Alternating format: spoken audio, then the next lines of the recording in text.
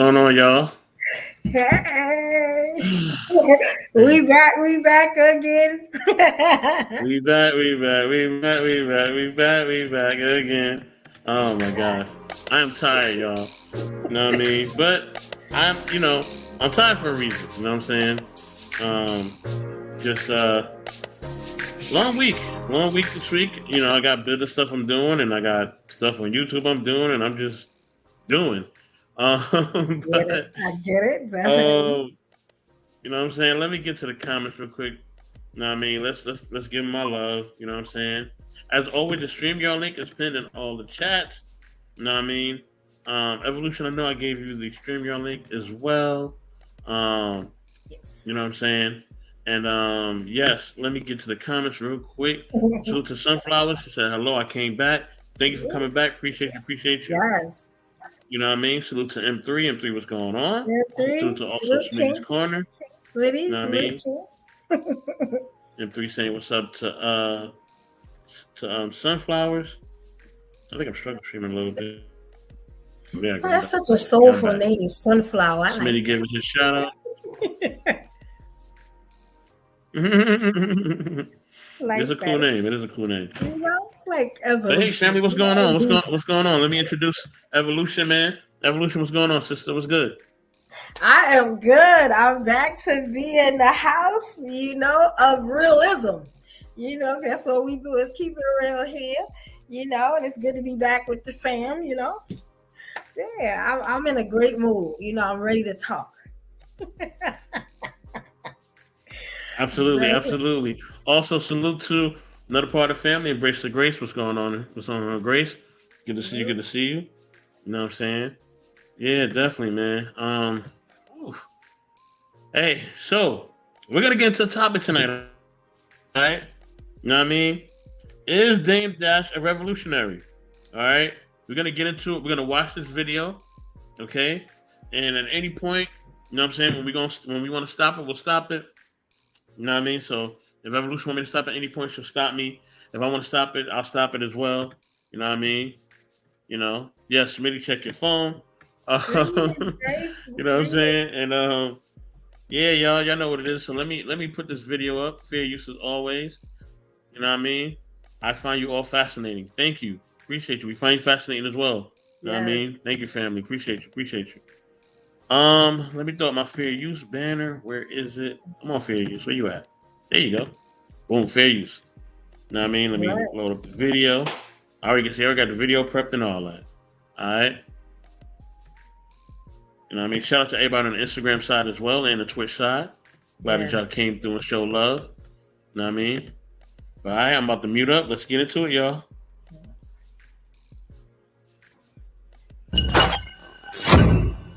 Willie D Live.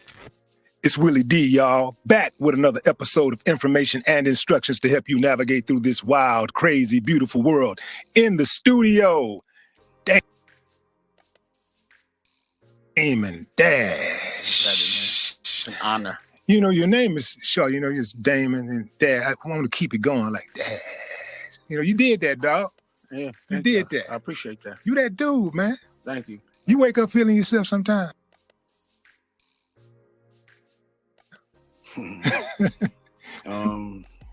Yeah. Yeah. Yeah.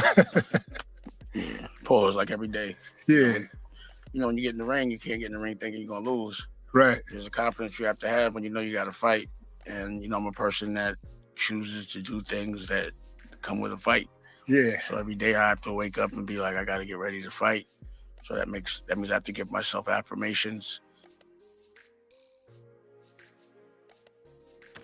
I want to stop right there. I think, man, you can already tell he feels a lot of pressure. You know what I'm saying? And just being who he is and what he's fighting to represent.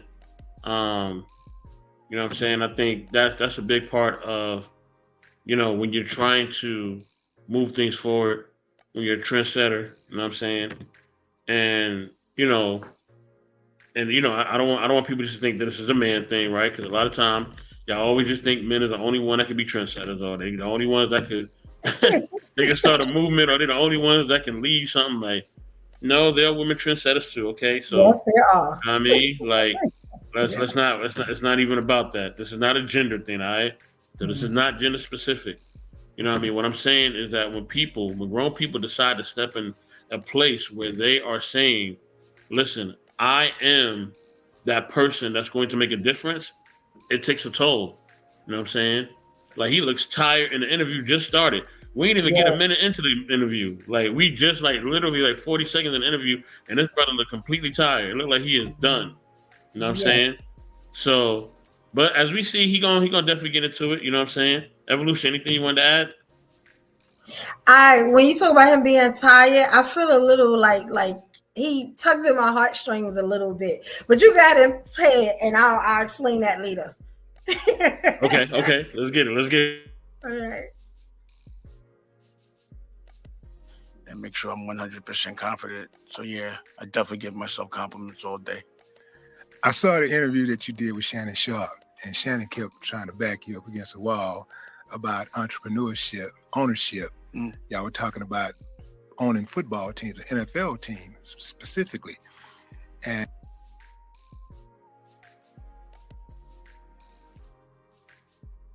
Shannon said, well, what about people that don't want to own them?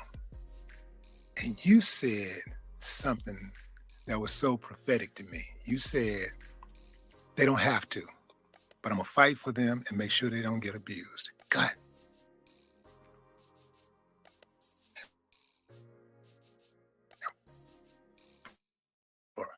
Dude. Huge.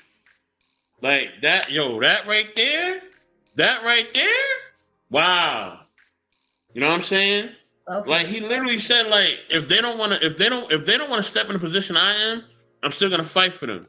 I'm still gonna sacrifice my time, my my livelihood, everything else to sacrifice for them so that they can have a position. You know what I'm saying? Like that is huge. And that's a part of when you want to blaze your own trail, that's what it takes. You know what I mean? You gotta be willing to go forward.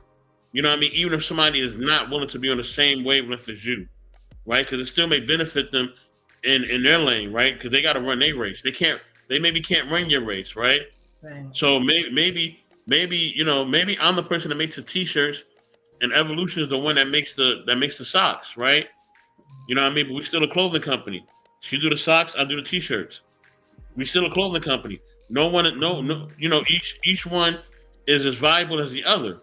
You know what I mean? I can't have a clothing company if I ain't got no socks. And we can't have no clothing company if we ain't got no t-shirts. Right? So not all of us are gonna do the same thing, right?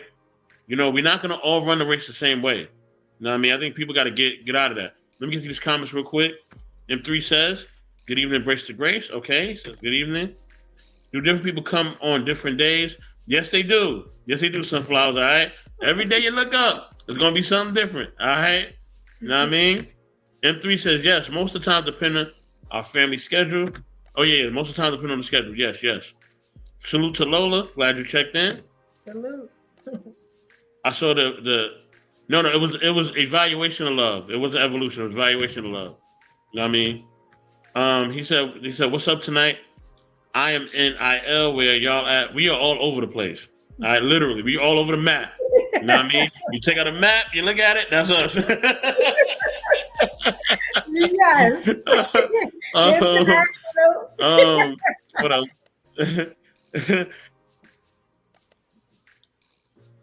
That was funny. That was a good one. That was a good one. I had to get that one. He said, I remember Sunflowers. That was the night you tuned in. Salute to you for that. Sunflower says, yep, I couldn't sleep. YouTube told me this channel was live. Yeah.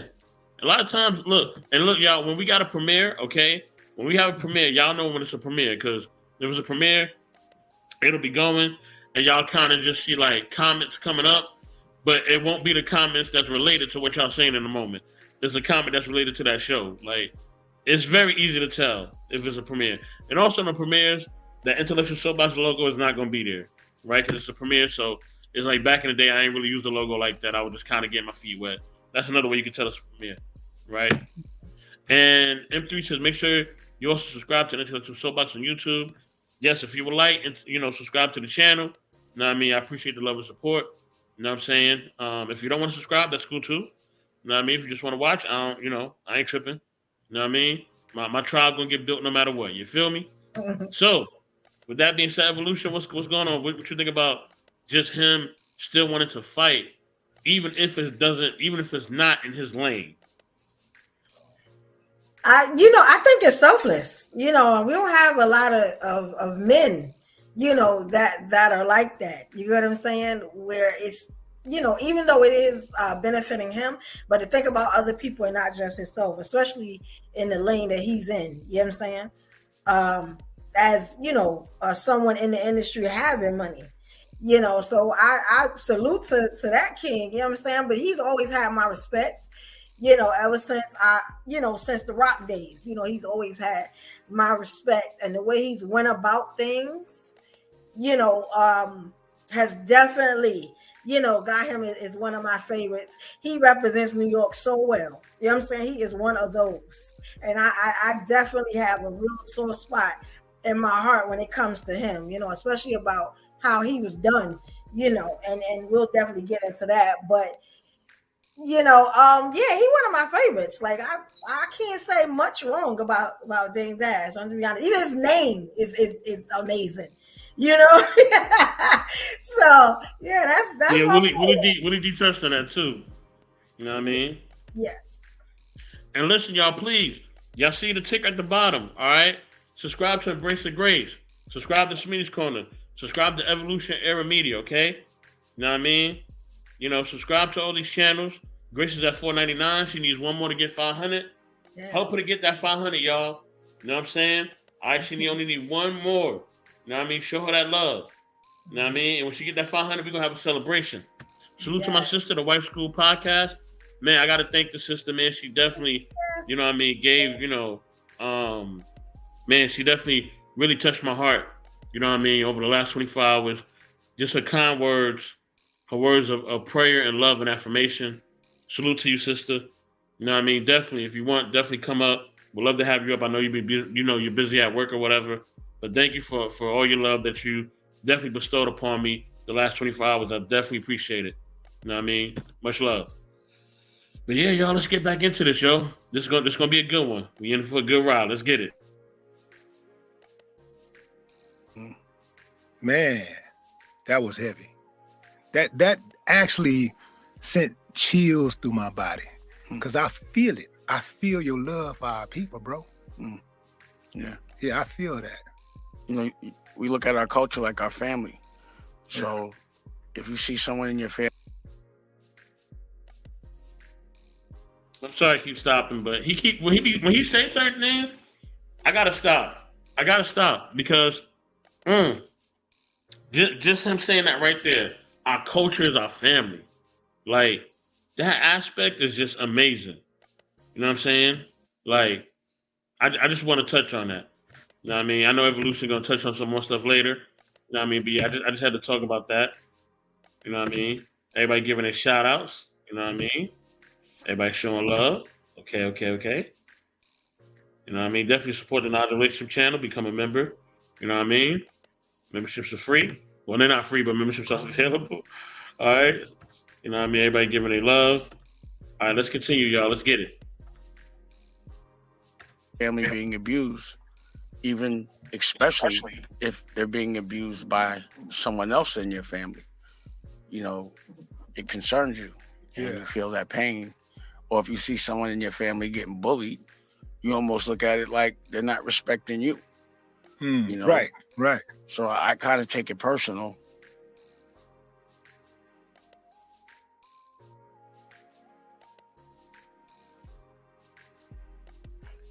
That's the fuel for my fight, because I know I'm gonna be all right, but a lot of times the things that I want to accomplish require people to dream bigger and to think different. So I don't think people don't know how to dream. I just think they forgot. So I just try to be like,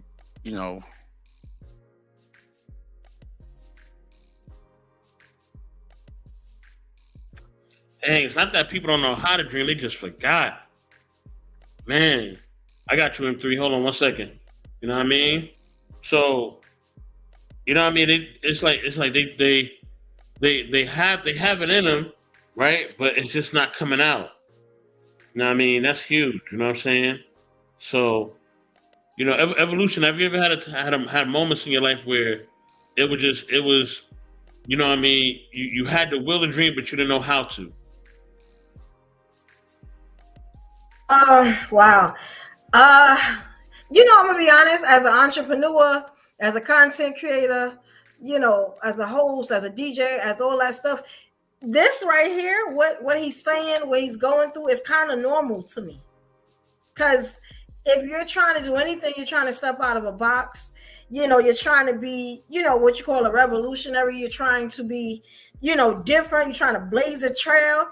Oh, it's gonna be heartache. It's gonna be long nights. Gonna be bag under the eyes. It's going to be sleep deprivation. It's gonna be hungry nights. It's gonna be stress and everything but death and destruction if you're lucky. You know what I'm saying? But when you get to the end of that road, you keep the faith, you get to the end of that road, oh, it's lit after that. You just got to get there. So I understand exactly what he's saying. I even understand the tired, as tired as he is. You know what I'm saying? I get it. You know what I'm saying? It relates to me in a way that I don't think nobody else could ever cover it. Because most people, when they come up and they do these interviews, they're happy to jump it. The makeup is flawless and stuff like that. He looked like he going through it, but that means he about to hit up on something real big. That's Dame. So yeah, I respect it. If you understand, so hopefully I hit that right. No, you did, and I love how you talked about just all the different ways that you have invested in your community and just invested in your people. You know what I'm saying? Whether it's DJing, whether it's doing your thing in fashion, doing your thing on social media, all these things. You know what I'm saying? Take time, energy, and it's you giving a piece of yourself. You know what I mean? Not just for financial benefit, but for the benefit of others, to show people that our people could be something more than what we see. You know what I'm saying? And that's huge. You feel what I'm saying? So salute to you for that. You already know, much love. I got your back on that for real, for real. And then, Grace hit a 500 thanks to M3. You know what I mean? Salute, salute, salute. Yes, So, great. so be here right now with y'all. We happy that you're here too. Grace, if you're not busy, definitely pull up. Link is in the chat. You can come through. Anybody can come through, man. We reviewing the video. If y'all have any expertise or y'all can, put in the chat or whatever. Y'all know how we do, man. But yeah, let's continue, y'all. We got a lot to go. You know what I mean? Some great, great, great stuff in this interview, man. Woo. Let's get it. If you don't think about or visualize actually doing something, if you can't see it, it's not going to happen. If you can't see the W, it's going to be an L. Right. So just trying to change the mentality and trying to get collectives of people to come together means you almost have to fight for them to wake up. But once they do,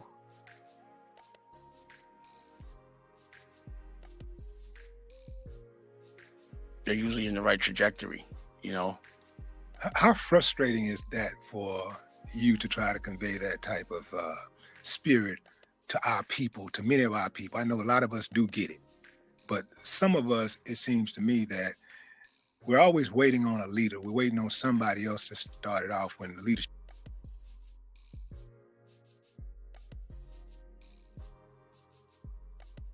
starts within. Mm.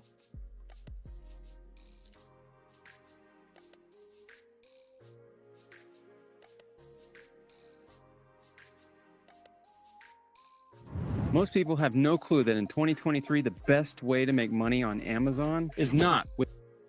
How frustrating is that to you? To like when, and especially when you tell people how you feel or what you're thinking, and they try to project their trepidation on you.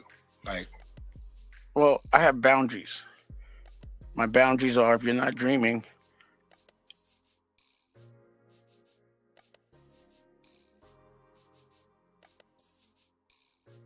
I know that it's a trigger for me. So if you're trying to kill my dreams because you won't fight for yours, it offends me. But trying to coach people or help people that are protecting people that are hurting them and fighting me for helping them, yeah, I mean, I'm human. And it becomes almost, I had to learn not to take it personal, almost like it's a human algorithm that people just generally do. The overcompensation so they don't have to work, because when you have a dream, it comes.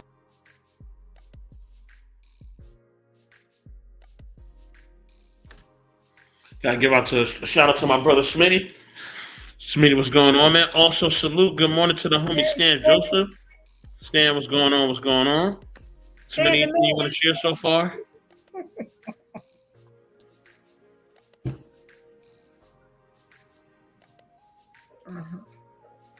Smitty, you muted, bro.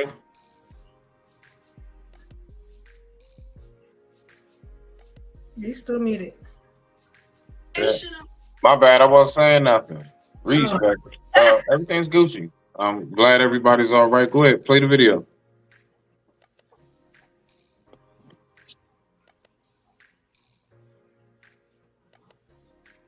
Comes with a fight. Every war comes with battles. Life is a war, and it's a war that we need to win, and it takes years to win it, and it doesn't happen overnight. I don't know any one person on the planet that doesn't have problems or something they have to deal with. The test is how you deal with it. Right. So again, if I'm gonna be fighting, I don't want no petty problems.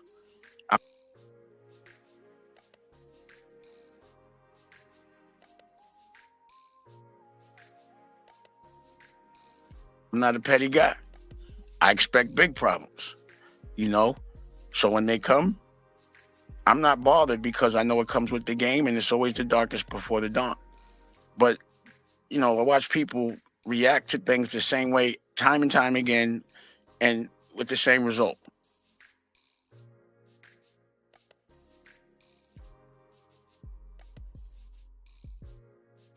So it's like, how could you keep reacting the same way and you don't like the result? How do you expect a different result if you keep reacting the same way? You have to do something different. So wherever you're at right now, unless you do something different, you're going to stay exactly where you are.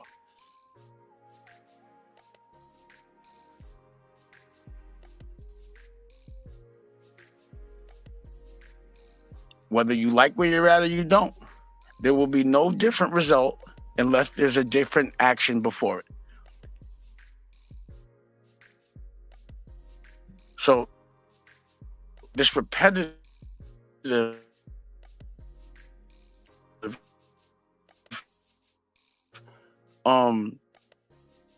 excuse and entitlement not to work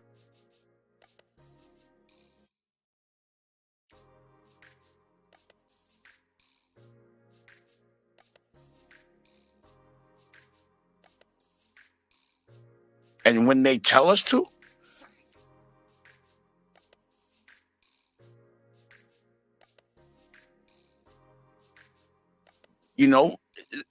even like July 4th is the funniest day to me, Independence Day, and I'm living Independence life.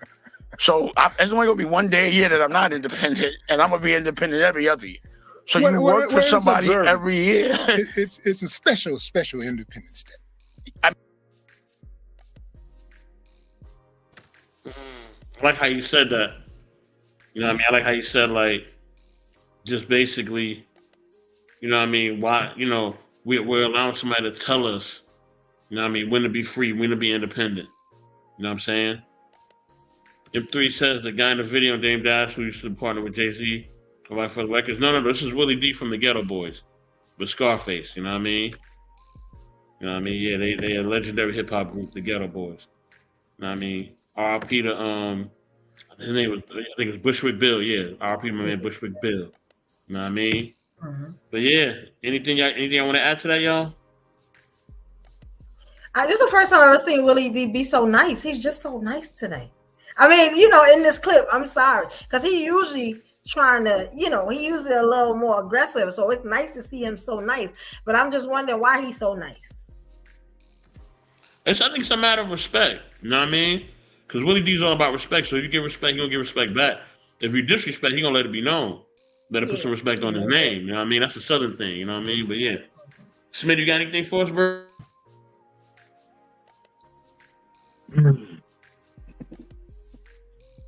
Okay.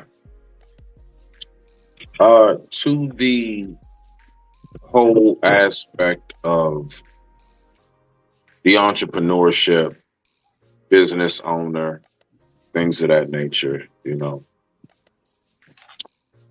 Ah, all right. It's going to be a tough pill for some to swallow, but he's not speaking to everybody. It's not for everybody because everybody's just not that person. I know we want to tell people everybody has the power to do it, and no, they don't. Some people just don't have it in them.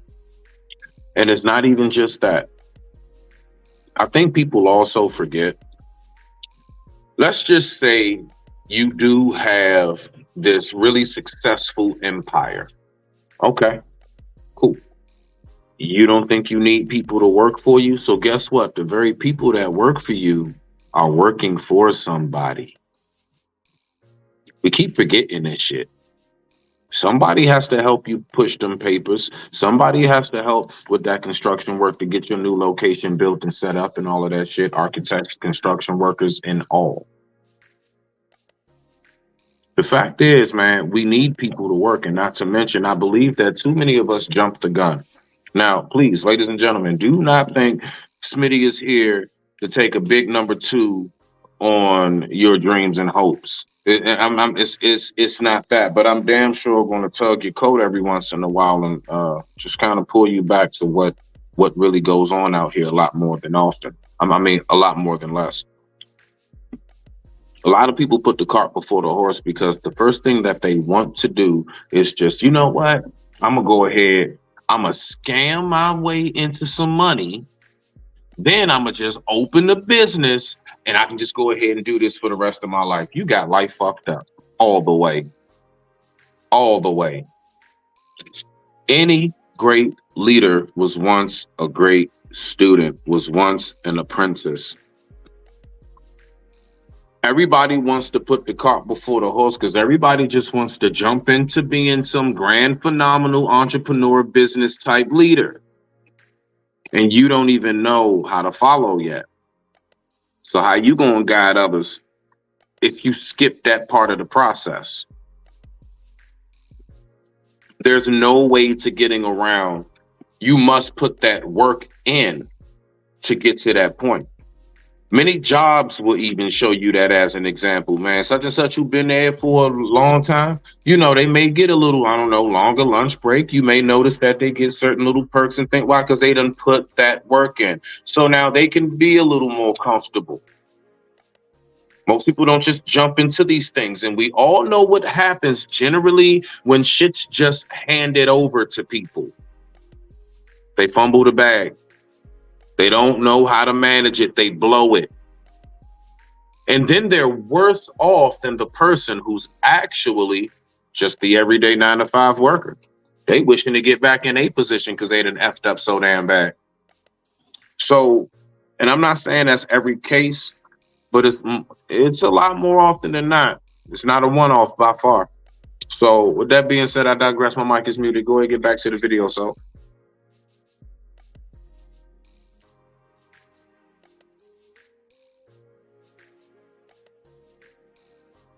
I mean, yeah, special ed, Independence Day, you know, but it ain't my Independence Day. It's almost like life, and there's certain things that I just observed that don't make sense. Like, if it's illegal to drive drunk, why is there a parking lot in a bar? That doesn't make sense. It's a trap. You know what I mean? But why is the world set up like this? It is obvious. It's like, just because someone does something and sets it up doesn't mean it's right if it don't make sense. Yeah, you hit a home run on that structural work ethic, because I used to do my podcast 6 days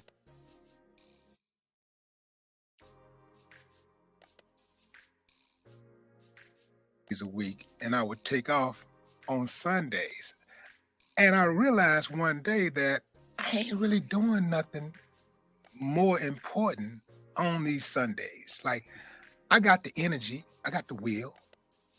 And you enjoy it. Why am I not doing this thing 7 days a week? I mean, I like to do it. I like doing it. When you think about McDonald's didn't say, okay, we're number one now, so we're going to close on the weekend. They said, no, we're going to open on the weekend. Understand. I am not trying to stream 7 days a week, so this damn sure don't apply to me at all, okay? All right? I knew you was going to say that. I don't care what y'all see. The schedule looking like it's not gonna be that way forever. Now y'all know this right now, so y'all better enjoy it while it's still here. All right, my downtime is coming very soon. Now I mean, salute to everybody on the check-in, man. Salute to Lady Phoenix, right? Salute to Simon Hectic. I see you in the building, brother. Salute to Simon. What's going on? Also, we got. Let me scroll down. Salute to Big Rick Slaps. Big Rick, what's going on? Also salute to Grizz. Grizz, what's going on? You know what I mean? Also, we got somebody else in the building. Let me see. Salute to TBE Trucking. Glad you came in. Salute to, you know what I mean? Also part of the Intellectual Soapbox family as well. The 100 Watts. What's going on, man? Watts, what's good, baby? Hey, everybody. And this assignment says, it makes sense, just not to you. Talk to somebody that it can make sense to. Yeah, I mean, but you know, it's what Smitty is essentially saying. I'm not trying to speak for Smitty, but I'm just trying to give a roundabout of what he's saying. What Smitty is just trying to say is that, like, you know, this entrepreneur mindset is only for certain people. It's not one, right? Yeah. So if you're an entrepreneur, you have to have a certain mindset. You have to have a certain way of thinking, the way of doing things. You know what I mean? Let's give her a shout out. Lady Phoenix says, Willie D is so cool to me. Completely decent and family oriented. Totally different from back in the days. Yeah, he definitely was a wild one back in the day, for real. He used to get down. Salute to my sister Ramadan. Glad you checked in. I would love to be on set every day. Yeah, I mean, I get it. Look, there's a lot of things I'm passionate about. I'm not trying to do it every day. I want to be on the beach. I'm sorry. Matter of fact, no apologies. I want to be on the beach. I want to be chilling somewhere. All right? There's a lot of restaurants I want to hit up. You know what I'm saying? So, yeah. New York, I'm coming. I'm coming very soon. All right? That's all I'm going to say. Okay. Now, all right. let me mute up and continue this video. You know what I mean?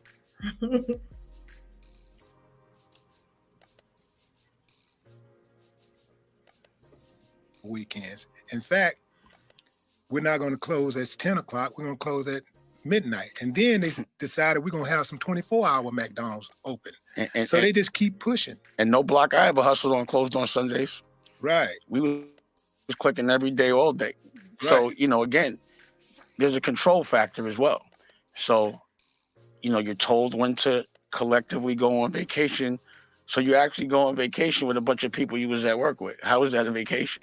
It's just being around a bunch of people in a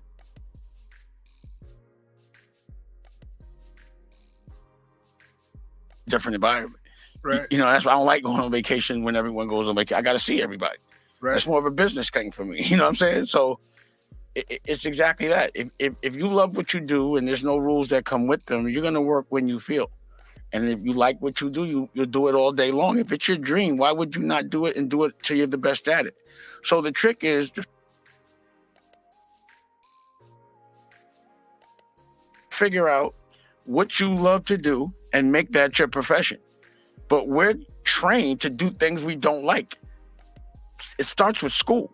You know, you're trained to sit behind a desk for 8 hours a day while the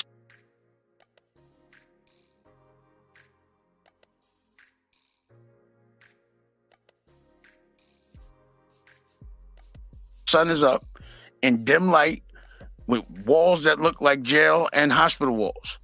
And you're supposed to get used to that and then pay to do it again when you get out of school to get back in college, then pay it off by sitting behind a desk and doing exactly what they trained you to do. And no one that's teaching you business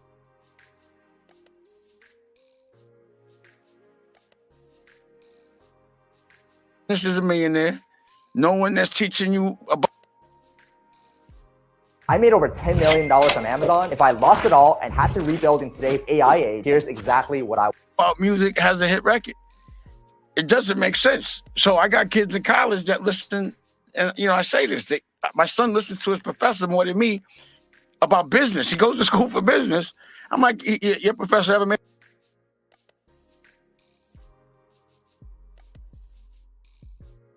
$1 million? Who pays your professor? So why are you listening to him before me? You know what I mean? Why are you in their school and not mine? I never saw school on any hieroglyphic. Have you? Absolutely. I never saw school in any pyramid or any of that. I think parents are supposed to teach their kids. But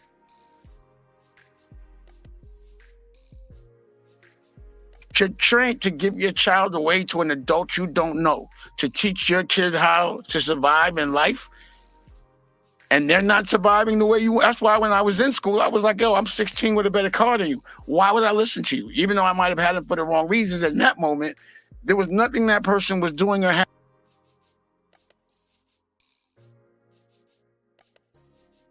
that I wanted.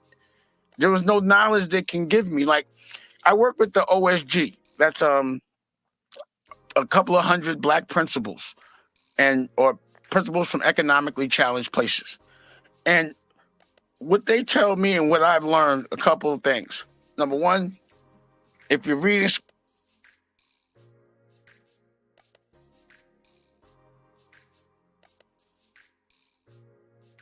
scores are low, you go into jail. That's the metrics. That's the algorithm, you know. Number two, if you give a kid love, but you don't teach them how to survive or how to read, you're hurting them. Number three, a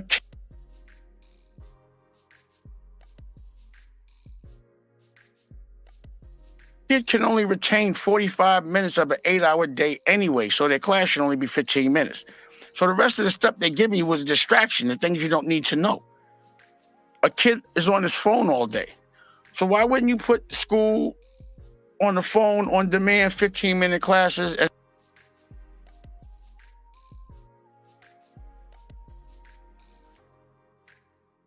have it done by a person that inspires them? Because you might not want them inspired. Why would you waste 8 hours of a day? Really, it's a babysitter. You know, that's what school is used for most parents. But why do parents mostly have to take care or put their kids in school? Because they got to go to work. So it's all to divide. I go to the kids' school, the kids' prisons in Chicago, right? I go to this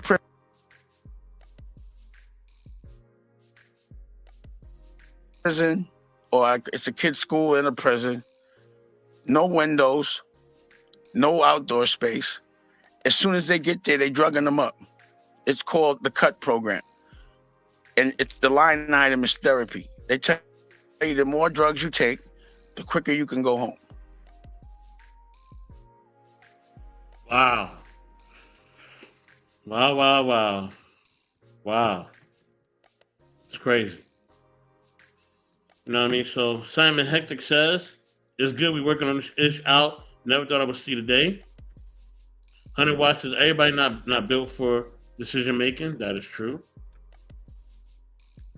Lady Phoenix giving a shout out to 100 watts. 100 watts giving a shout out back. Salute to APTV. You know what I mean? Salute. You know what I mean? But anything y'all want to build on? Evolution Smitty, anything y'all want to build on? I'm Gucci right now. Go ahead, rock out. Evolution? Yeah, I pretty much know his rhetoric and everything like that. You know what I'm saying? He touched on, especially, I knew he was going to get to the school because he always talk about that. I don't agree with him on the school thing though. I'm just going to be honest. Okay. Any reason why? Because I did like a lot of the schooling, but I did it the smart way. And there are ways to do school where you don't get trapped with that money. You know, usually when they talk about school like that, they're talking about like the ones that go to be doctors and lawyers and spend, 8 to 10 years, you know what I'm saying, in the college and the stuff like that. I believe more like specialized schools and stuff like that. But I think there is a lot to learn in school. You just have to know how to do school. And when they say that is, they give you all these unnecessary classes and stuff like that. But there are options to take the classes that you need. Like, so he always talks about that, and that gets me a little bit, because a lot of the stuff I know with the graphic design and how to do the equipment and stuff with the DJing, and how to work the computers and stuff, I learned that in school. You get what I'm saying? So that's why I'm like, I'm a little funny on that. I didn't have no big debt when I came out.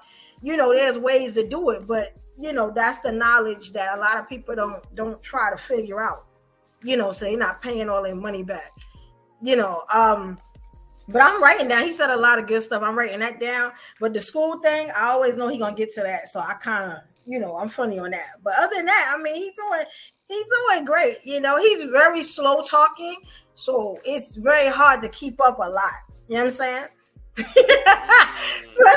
us in New York, because he talks so slow. Sometimes I just be like, "Come on, son, just say it."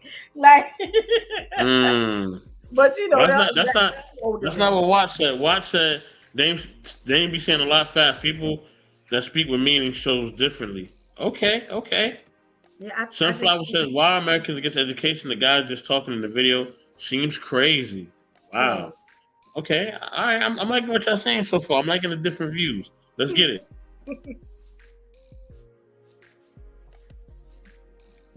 I'm going through the jail. I'm seeing all of this, and I'm asking the superintendent, because the principal is the one that put me on, and I'm like, what's their? They keep talking about de-escalation. I'm like, well, what's their reading scores? 4th grade. The recidivism rate will be 100% then. 4th grade, but you're going to put them back in the street addicted to a drug. The only time they can get it back is to get back into jail with no education after you just mentally abused them and kept them breathing recycled air. They don't get to go outside. No therapy. The only therapy they had was white women in there, walking around with jackets around their waist, all in a group. How can a white woman talk to a kid with a body without being scared of judging them? And how could a therapist not know that? So I'm like,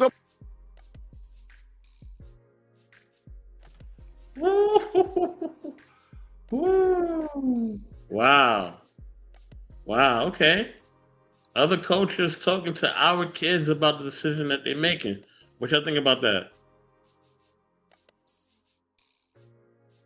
Go first, Brooke. I'm chewing. Oh, let me tell you something. And this goes back to the complaining issue. If there's no solution, stop complaining.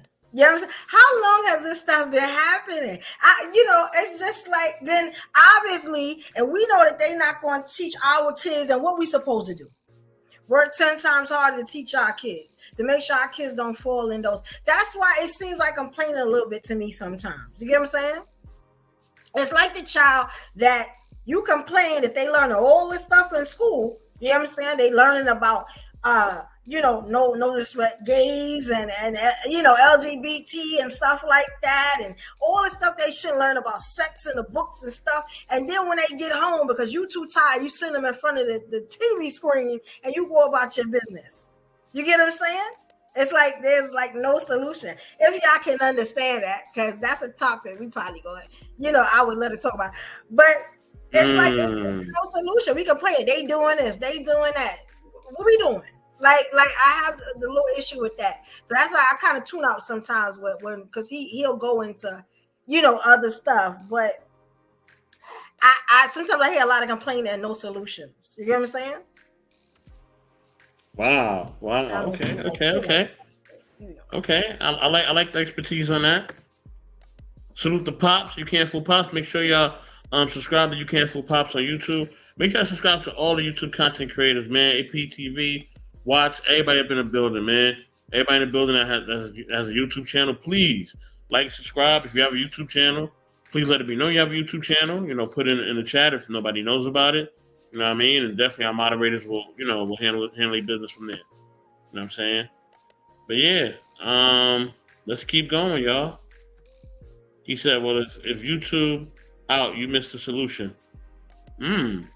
Okay, Watch. Let's get it, y'all. So why you doing this? Oh, I know why you're doing it. Why you don't even have a black woman, or why is there a man in here to teach these kids how to be men? because it's a cycle to get them used to coming back. Now, the worst part about it is for every kid that's in that jail, $1.2 million a kid. And the kid can't even afford to get a toothbrush. They don't get none of that money.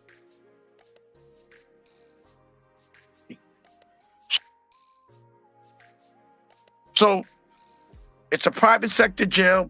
People are getting paid to destroy our children like a commodity, so they become adults that go to an adult prison. And that's the cycle. And that's what has to change. And we can't wait for somebody to change it. We got to change it ourselves. Because why would they change it? It's working for them. We have become a commodity so that people could stem on us over a jail bed. The more we go to jail,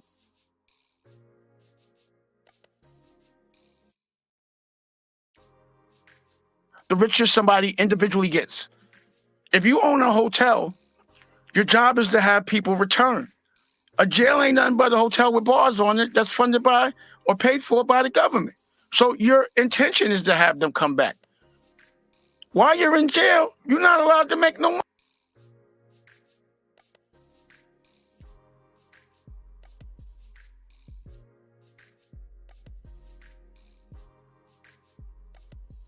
money.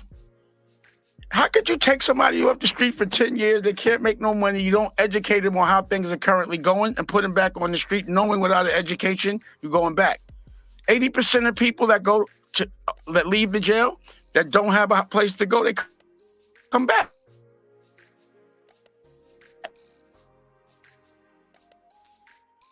So these things all know. We know how to fix them, but we don't. So that seems intentional. So I'm not going to let the person who's hired. What if you could make a couple extra $1,000 a month using one app on your phone?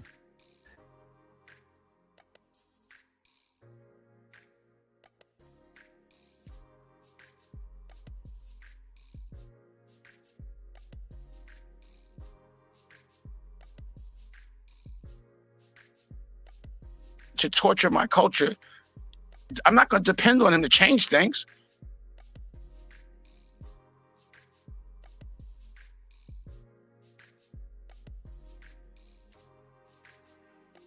I'm going to torture him and I'm going to change things.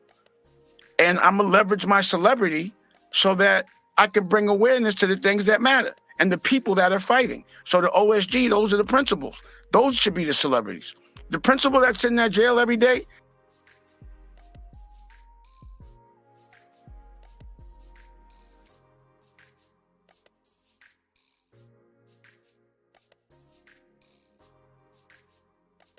because I walk in there and I'm in there for an hour. I walk out sad. Girls be with me crying, and we need therapy. They doing that every day. You know, we've been working with now the mayor of Gary. He was a senator before. What I learned from him is, you could really pass a law if you write it up right, lie.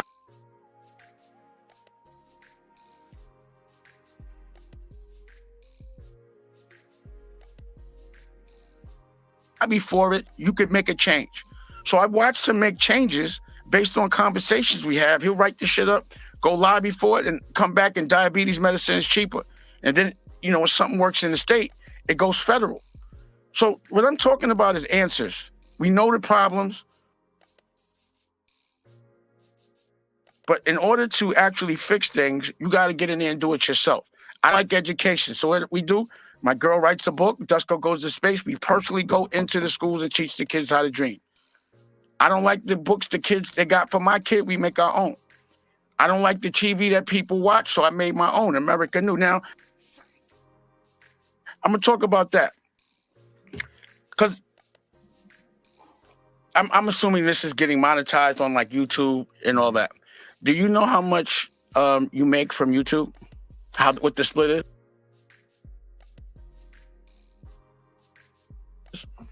I know exactly what the split is. What? Well, I mean, that's my business. No. Meaning not your business, meaning you don't know how much YouTube gets for an ad. Well, let me just tell you. No. It's $6 billion. Last quarter, YouTube made $6 billion.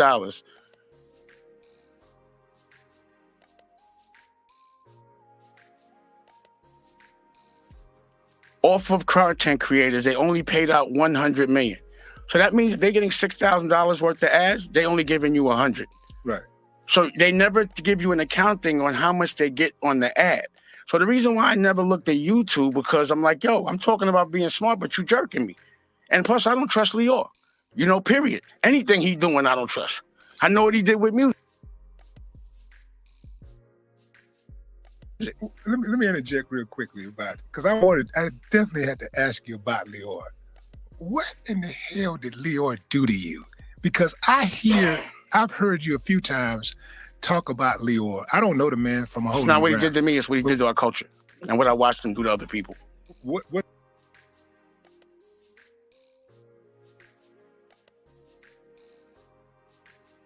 specifically, what's the gripe?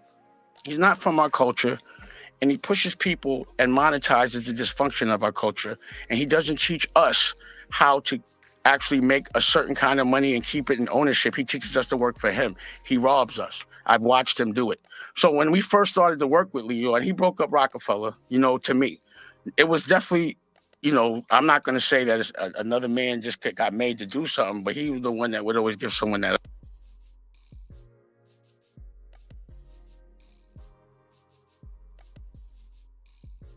option. Was Russell there at the time? No, well, Russell, that's another thing. I didn't like the way he treated Russell. I thought he robbed Russell. They weren't equal? Well, what happened was after they sold the company that Russell brought, they hired Lior. So then Lior didn't own Def Jam, but he still ran it. He worked for Universal. So I would watch Russell come in with a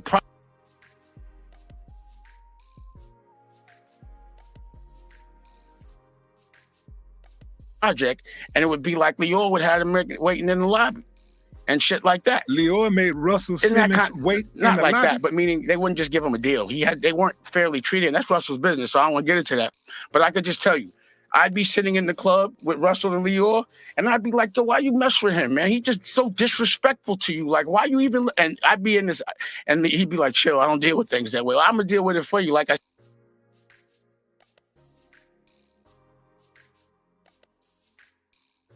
said, I used to take it personal. I was you remember when his appendix exploded? Mm-hmm. I was at the hospital. I didn't know his mother was in there. And she said some real foul. I mean, it was so racist, I couldn't believe it. Like, yo, you better get your mother. Like one of those.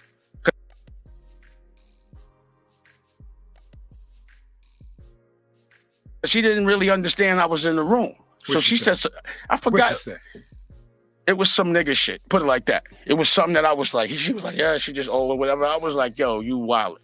Like, I couldn't believe what she said. What you think she said? What you remember? It was something it was years ago. It felt like nigga. Whatever piece you remember. I saw you.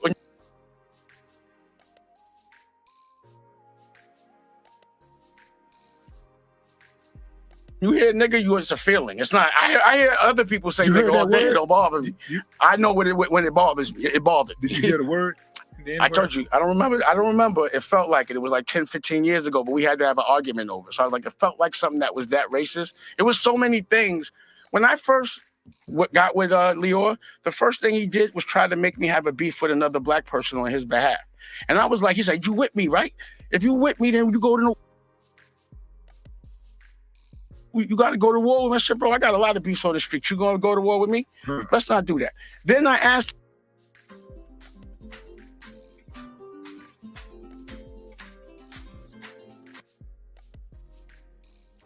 Tim, how much is rich? What's a wealthy guy? You know, he told me 600,000 after taxes. I never liked the way he would have, and again, I don't like to go off on another man. He ain't here. So, bottom line is, I don't like the way he would treat my culture still. I don't like the way he talked to the culture. There would be times that he would be saying things and like I'd be with like Beanie Siegel or something, and he'd say something that was so offensive, unknowing, unconsciously, just demeaning. And Beanie would be ready to knock him out, and I'd have to bark on him so Beanie didn't do nothing to him. You understand? I'd be like, I got it.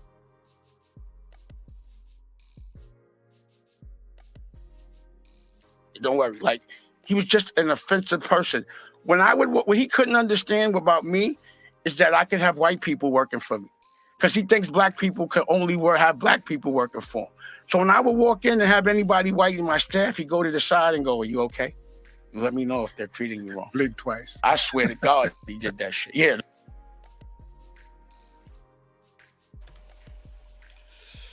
Wow. Is that a problem? You know what I mean? Is that a problem? Is that a problem that when we get in positions, you know what I'm saying, we get treated differently just based on the fact that we are a person of color? You know what I mean? Salute to Hurricane JW. Salute. Salute to Tika. Tika, what's going on? All right. Moderators, hey, do me a favor, put Pop's channel in the chat, please, if you can. You know what I mean? If you can't fool Pops, definitely look for it. Put in the chat. Definitely like subscribe. What do y'all think about what he's sharing so far, family? What's good? I'll tap into one part.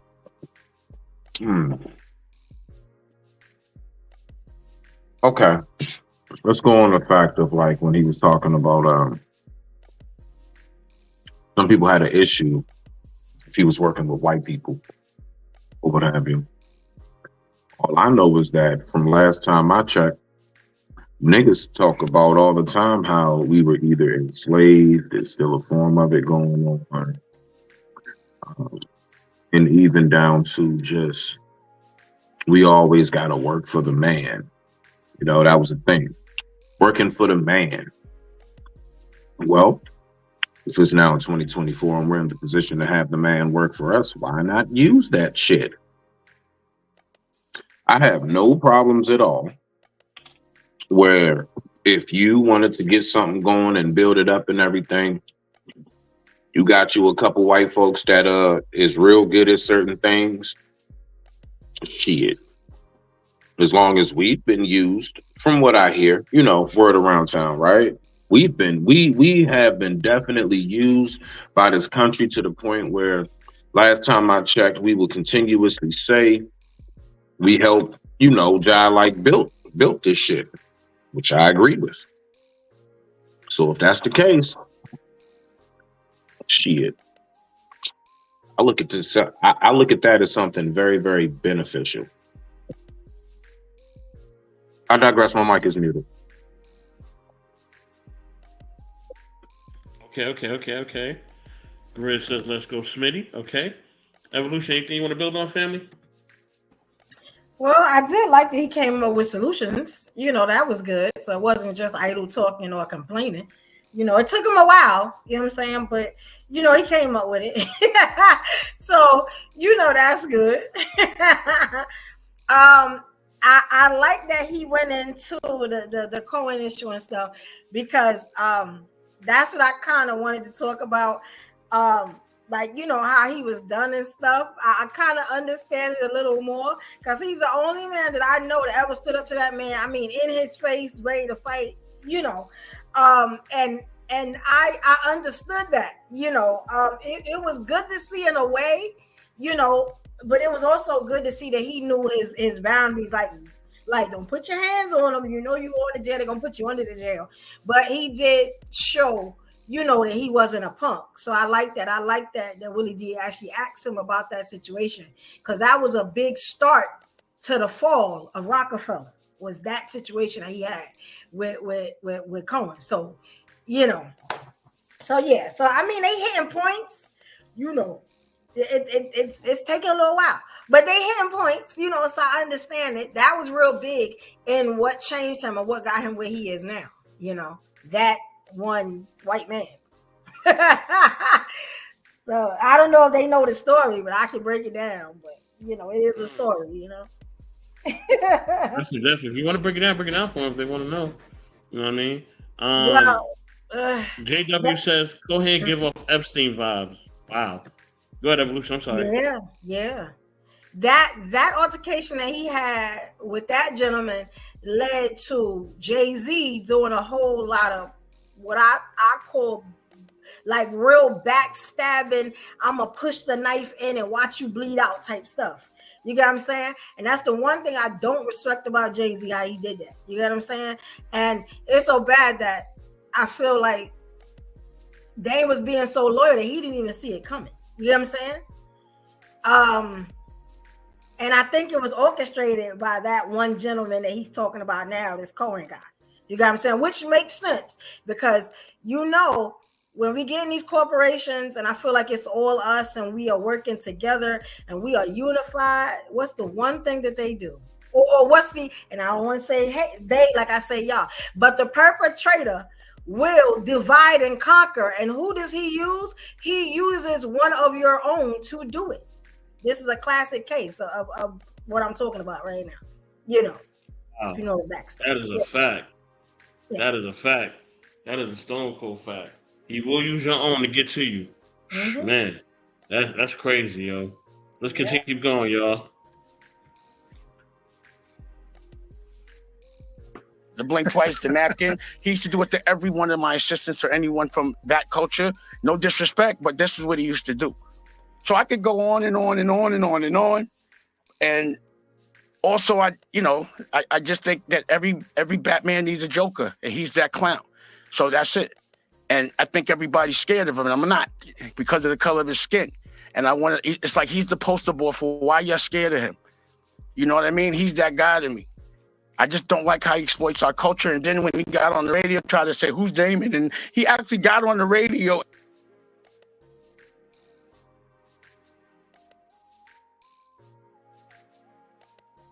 and said, yo, I know what they're doing, but I got to eat. How could you like a man that would do that? I saw that interview on So then Breakfast Club. Why you don't have a problem with him? That would be my question. How could you not have a problem with that man? He's not from our culture. He eats off us all day and he makes money off our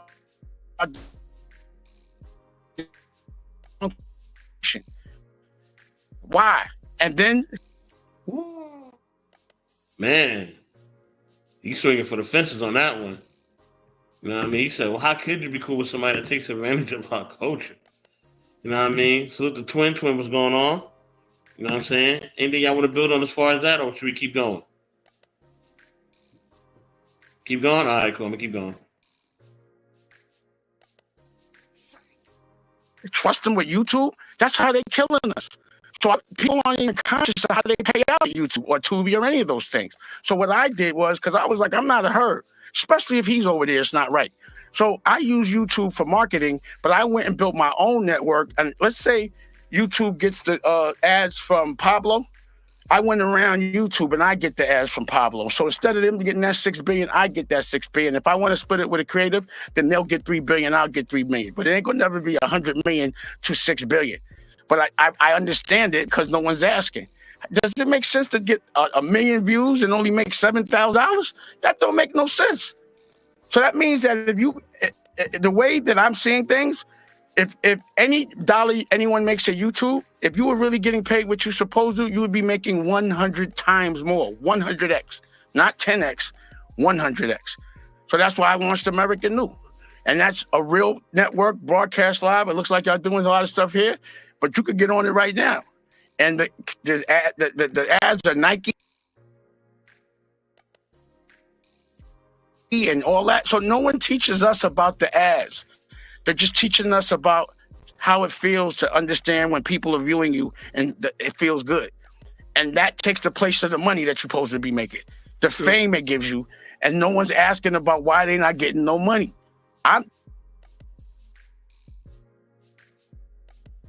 Those are the questions I ask. This doesn't, the breakdown doesn't make sense. Then I got to do an investigation, but I'm never going to be that Johnny. Like, you're never going to be making me do all this work and you're getting the lion's share. It's not, it just doesn't make sense. It's the same exact thing that happened in the music business. If there was robbery in the music business, anytime there's a new business, there's robbery. So you have to look for it.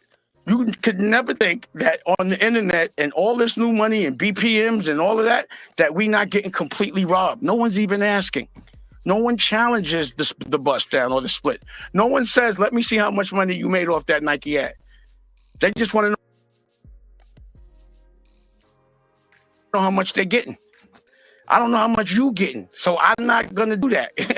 I gotta know how much. And when I work with my creatives, there's a dashboard. We made this much off of Nike. Yeah, you get 60%, I get 40. Let's go eat. But I'm not gonna sit there now because my culture is creatives now. So now I'm gonna go put him out of business in YouTube too, because he can't make no more music because it's only, to me, his only business model was robbing niggas.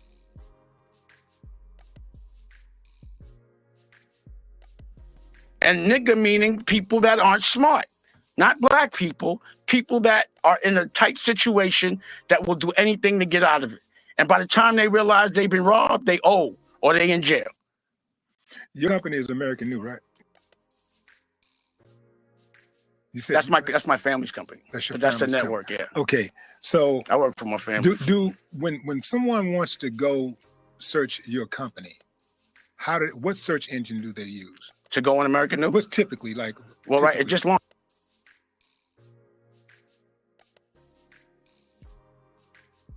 So you could go on Fire Stick. It should be on Apple. It'll be on Roku. But to get to Roku. Most people have no clue that in 2023, the best way to make money on Amazon is not with physical. Roku, Apple, you mean going straight through their apps? Well, through their distribution. Through their distribution. Yeah. But if somebody wants to just look you up and say, let me look up American New, typically what search engine would they use? Maybe Google. Google. All right. And Google owns YouTube, right? Yeah. So Google, anytime Google, this sounds like you would be a direct competitor to YouTube, right? To everybody. To everybody, right? But to YouTube, a Tubi, one of those. But if let me put myself over here. Mm-hmm. If I'm YouTube, if I'm Google, mm-hmm. and I own YouTube, and I see a competitor coming off from the side, I'm running, and I see this competitor coming up on the side.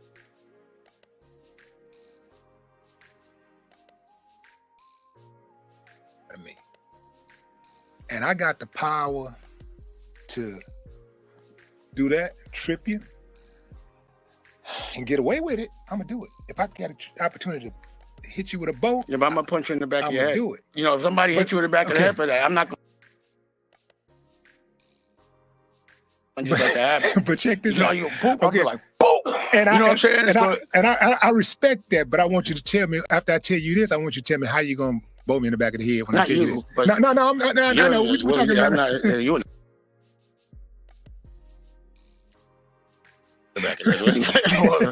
We're talking about it, yeah. But listen, this is what I'm saying. Mm-hmm. Okay, say I see the competitor coming up on the side of me. How did Tubi do it? And now I'm gonna say, we're not. Okay, here's the difference. I'm gonna say. Let me make the point first. But I'm gonna say, let me hit these filters so that Dame's people can't reach him as much.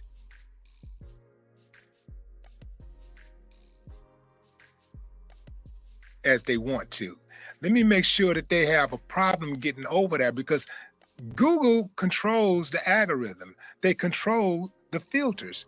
This is why it's been so, trust me, I am not trying to discourage. I just believe that if we are to do our thing, I think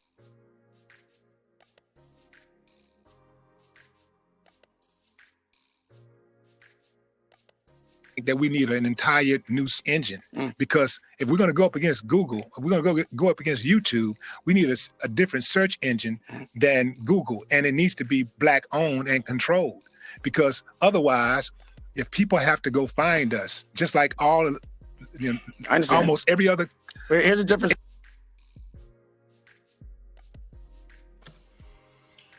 Salute to Lady Novea. What's going on? What's going on? If Jay-Z did all that, how did he end you with Beyonce? I don't know what that means, sunflowers, but okay. You know, TV Network giving us greetings and all that. What y'all think about that? Do we need our own search engine? Do our people need our own Google?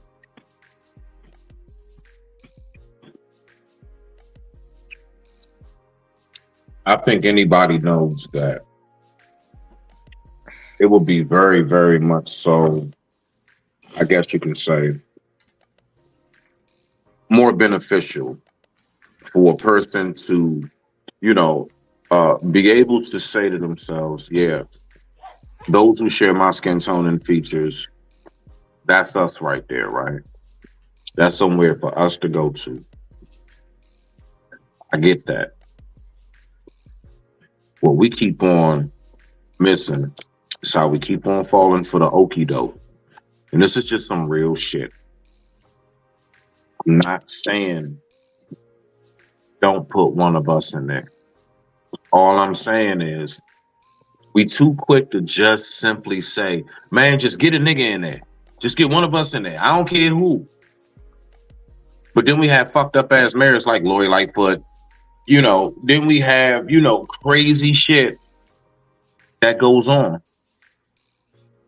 I'm much, much more about a headspace. So what I would say is we need to find the right Negro to get in there. We need to find the right one of us, not just one of us. Because I mean, I don't know. I don't know if anybody else has seen what I've seen. That shit usually don't work. But I digress. My mic is muted. Rock out.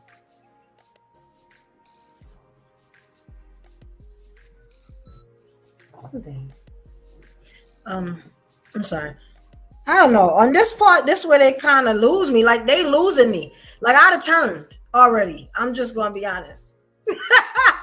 Well, I was happy when he got to the solutions. Then the rest of it became a bore to me. This sound like rich people problems. You know what I'm saying? And us down here on planet Earth, you know what I'm saying? They ain't got that type of money.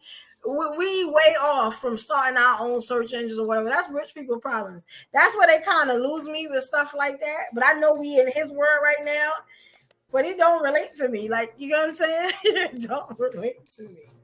And that's when you see the black people start leaving the room because it's like, okay, we ain't on that yet. We just dealing with what we dealing with. We have to deal with you too because we ain't made our money yet. You know what I'm saying? He got money to buy ads and all that. We ain't made it there yet. So can you talk to the little people? You know what I'm saying? Like yeah. So I'm over here on the left because I don't know what they talking about over there on the right. Yeah, I don't relate to that, so I don't know. I don't know how y'all feel, but it's kind of over my head on that one, you know.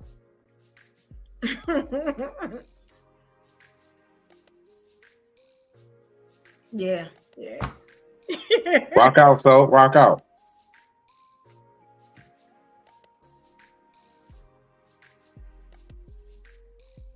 You here? You probably on mute.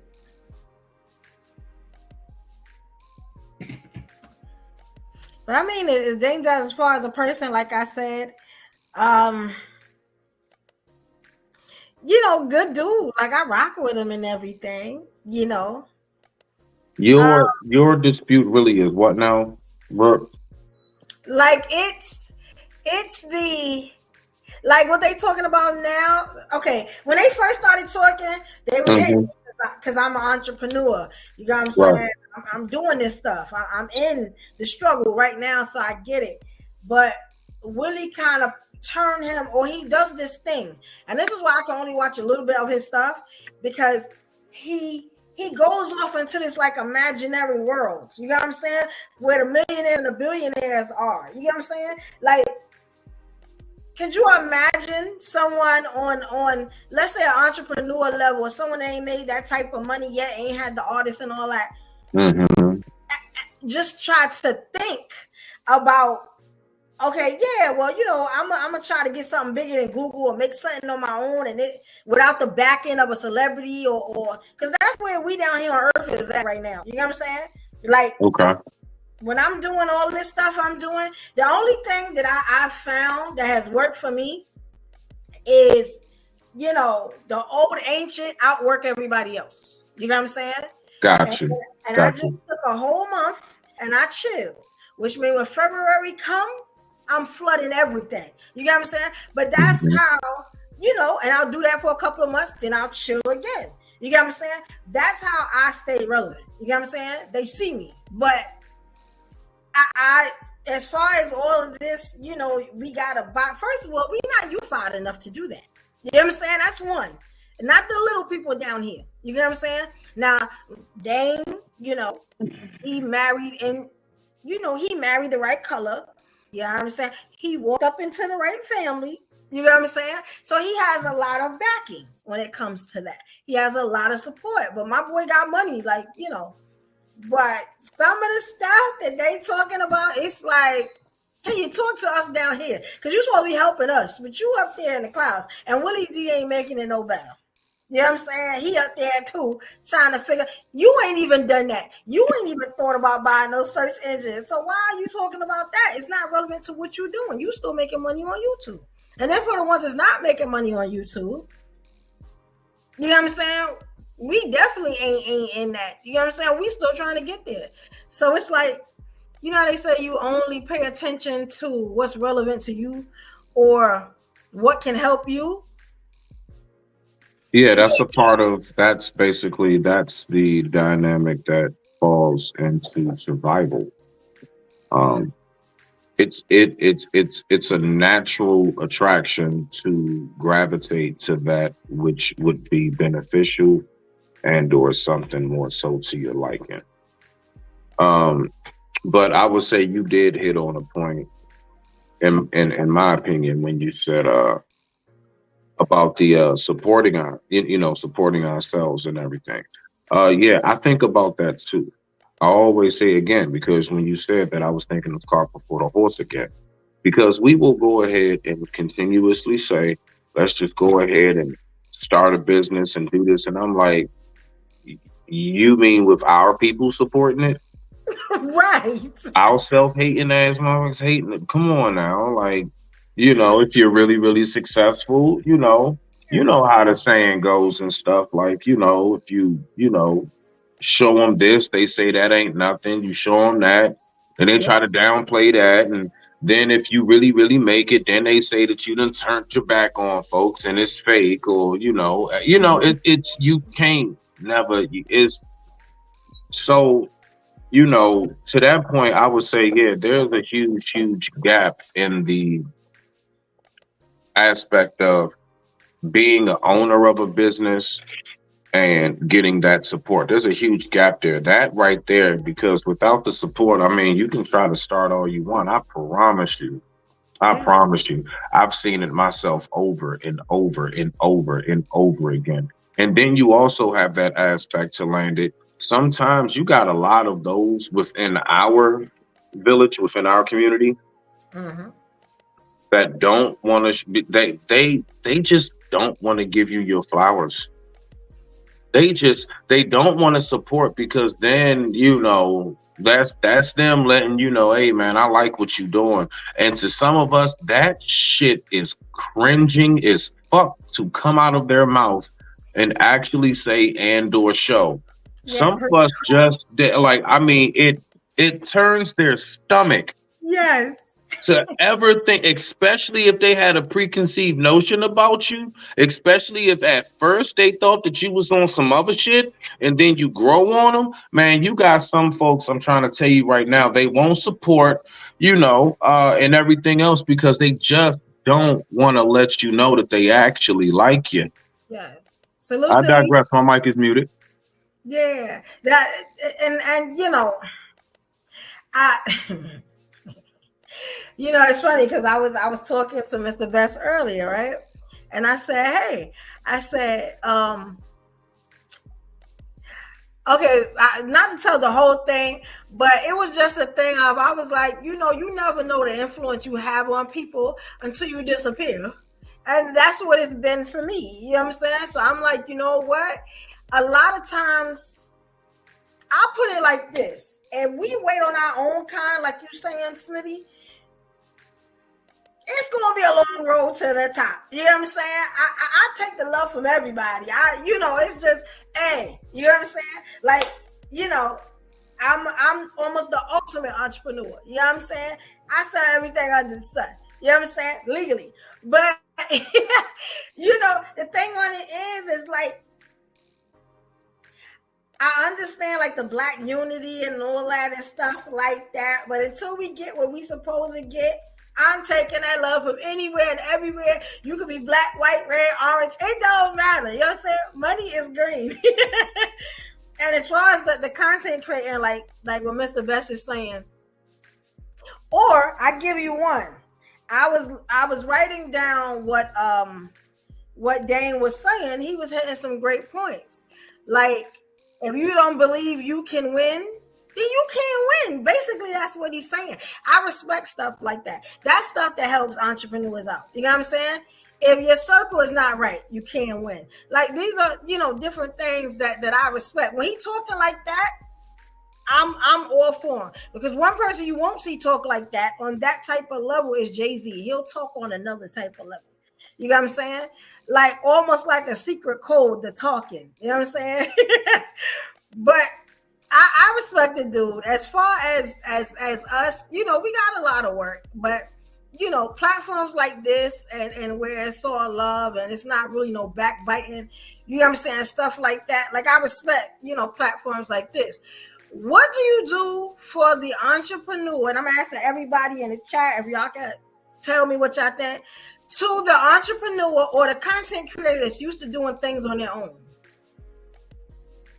What do you, Smitty, or what do you say about that? Like, what do you think their chances of making it are? The content creators and what, the YouTube space? Like just say content creating in general. Like they usually don't have a team. They used to doing everything on their own. You think that they can succeed?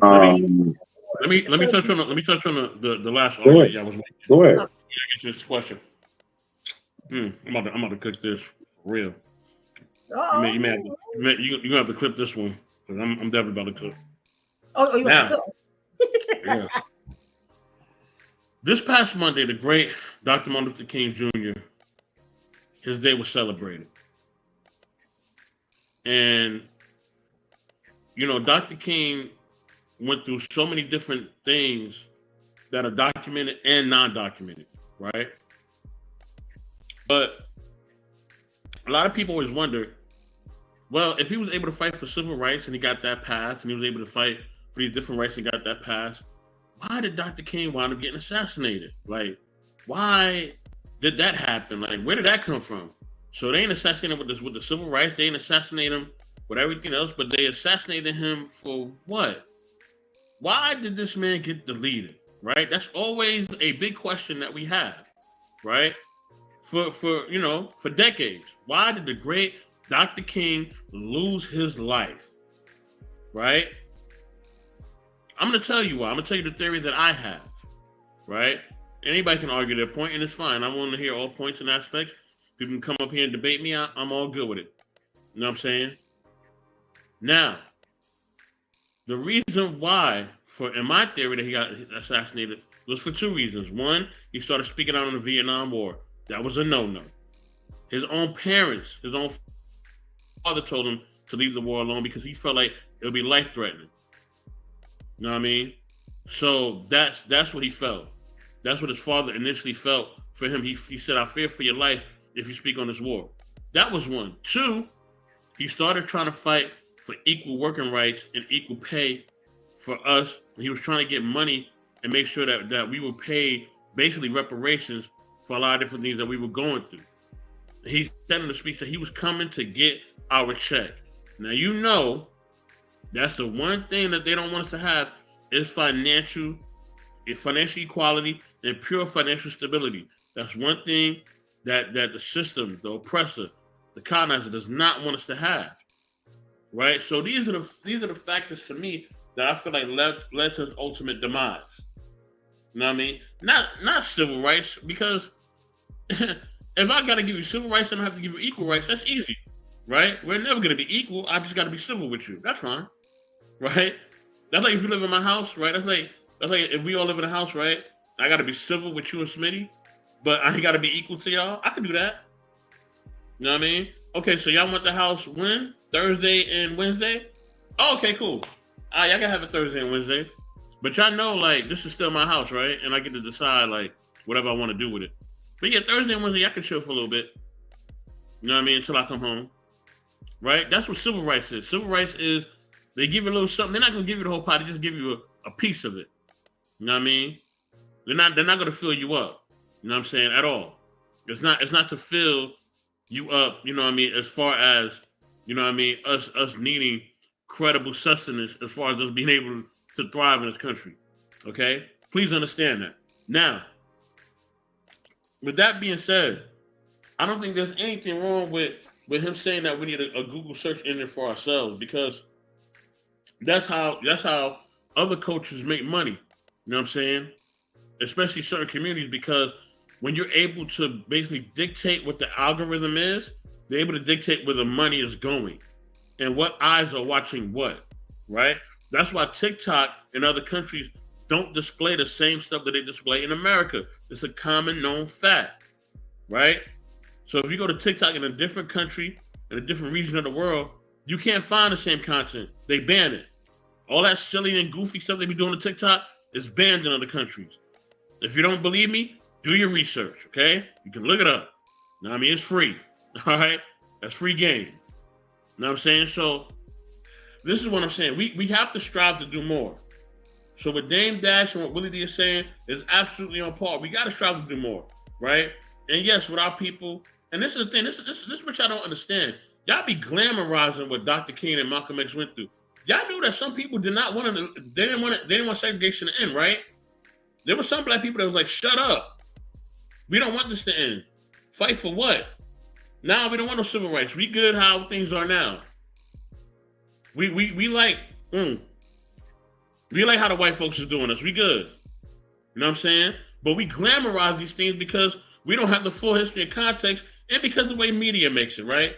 Media makes it seem, you know what I'm saying, that we all galvanized together and we all wanted to fight for civil rights and equal rights. And we all know he wasn't. No, he wasn't. It was some Negroes that was like, yo, go sit down, man. Shut up. You're making it bad for the rest of us.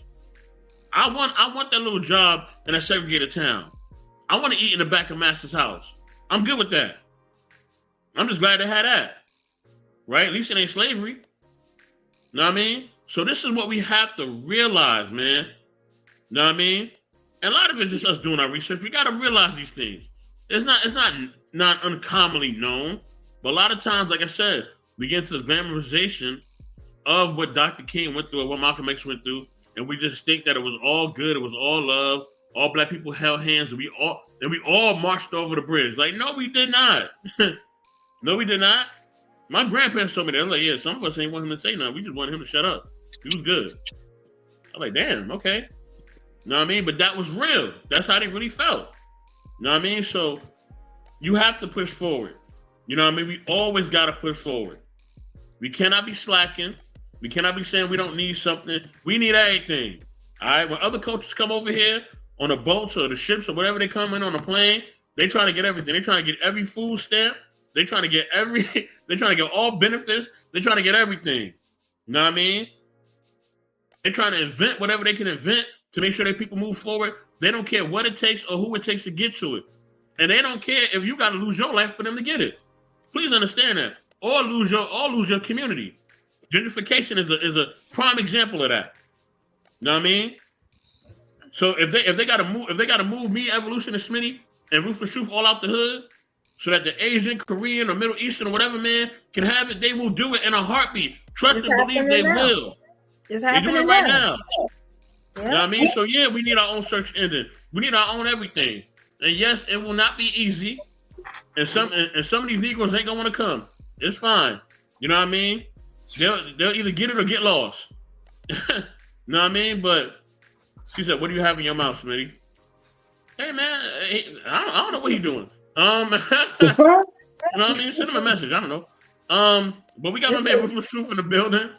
You know what I mean? Ruthless Truth, I'm gonna let you shoot because I know Smitty has a question.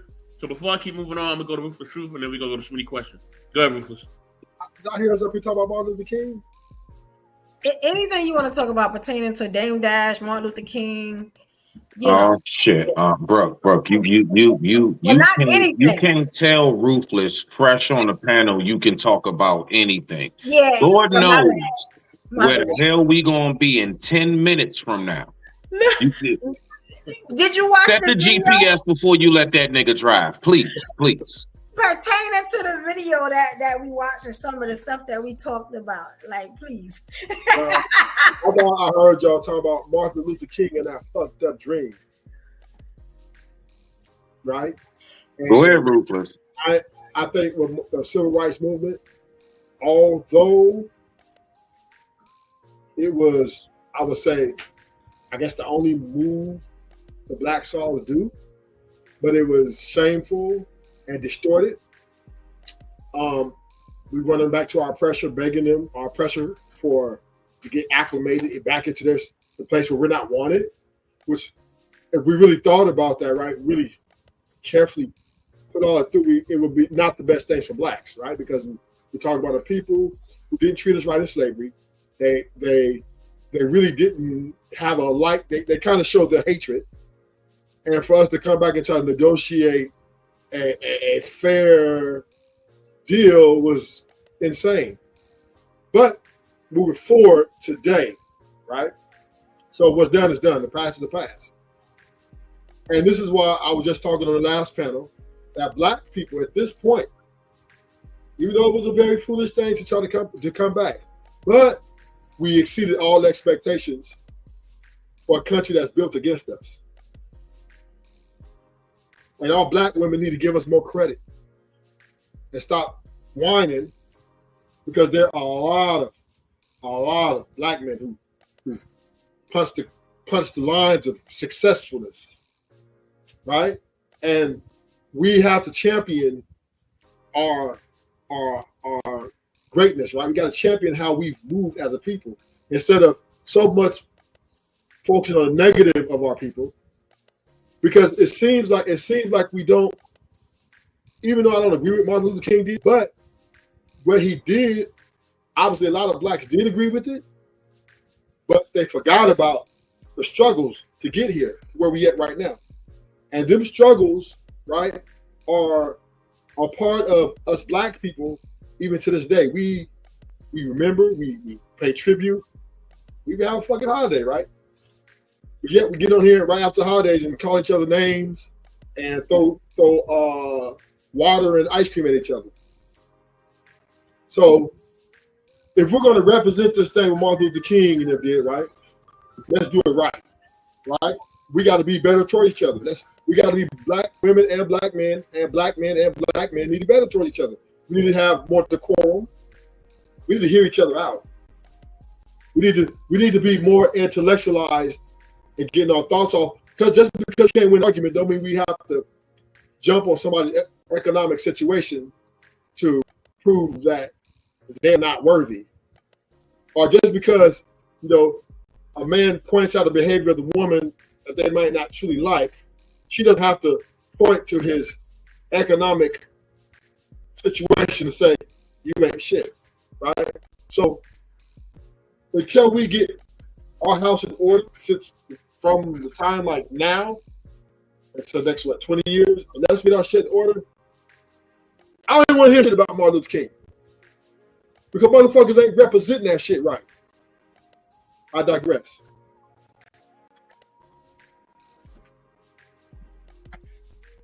Okay, yeah. My therapy is working so well. I'm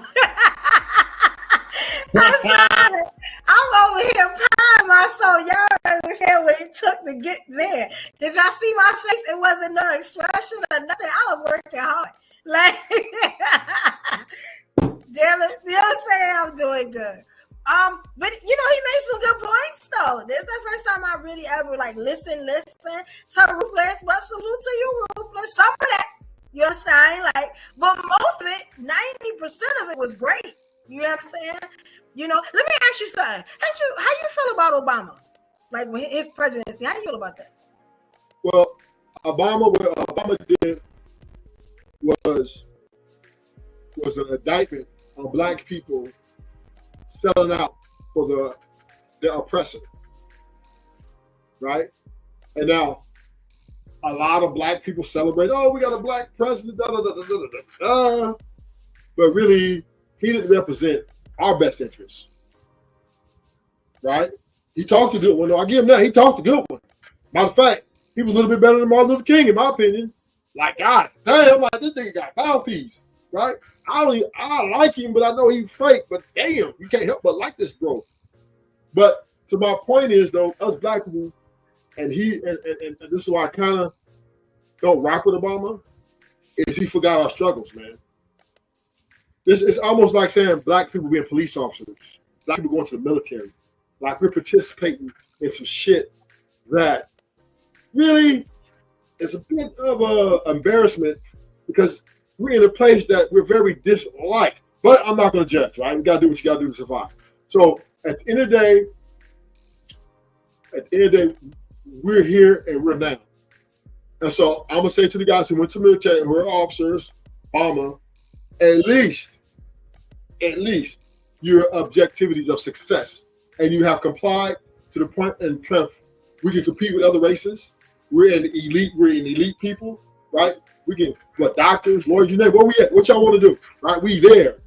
Every gangsters, right? We that too, right? What y'all want to do? We can do the streets or we can take it to politics, right? Black people are the top of the cream of the delicate crop, right? And we serving it up on the platter. But then we come on here and throw it all away for a motherfucking argument about beans and rice, right? We throw it all away. Fuck you, nigga, you ain't shit. Y'all broke ass, right? We just throw it all away. We throw all our great success away for an argument that is, which is not really worth the weight and gold. Because the ultimate objective is to understand our struggles, how to communicate with our women, because right now we are a little bit, in negotiations with our women, trying to get them to come back to their femininity, right? And that's like a little push and pull type thing. But it's not the end of the world, right? We still love you. We love the black women, right? Black men marry more black women than any man, and black women are least likely to date outside their race, right? So that being said, we stuck with each other. And I digress. All right. Okay. I had one more, but I We're gonna pause for now. Okay. Yeah, I had one more, but I know Smitty got something to say.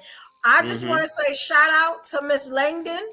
If you thought that it wasn't time for me to go back, I did all this without the happy pill.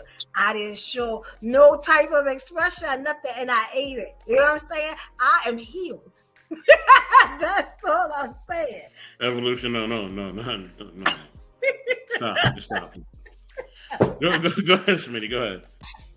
What was her question again? He was asking something. No, you had a question. No, I didn't. Look, asked you. She was getting to me about something. I'm still picking my teeth from that beef ribs you just served us all up, and then Rufus came in the building. What are you talking about, sir? No, it was something that you was about to say, but I kind of stepped in. It was something. I was about to say to what she was about to ask. What she asked me and you. What was that you just responded to?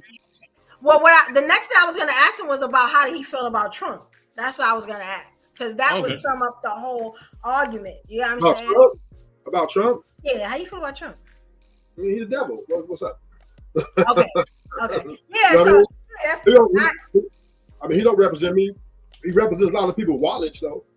Hold on, Ruthless. Wait a minute now. I thought I was the devil. You can't be doing that, Ruthless. You better pick one now. Is it me or Trump? Who is it now?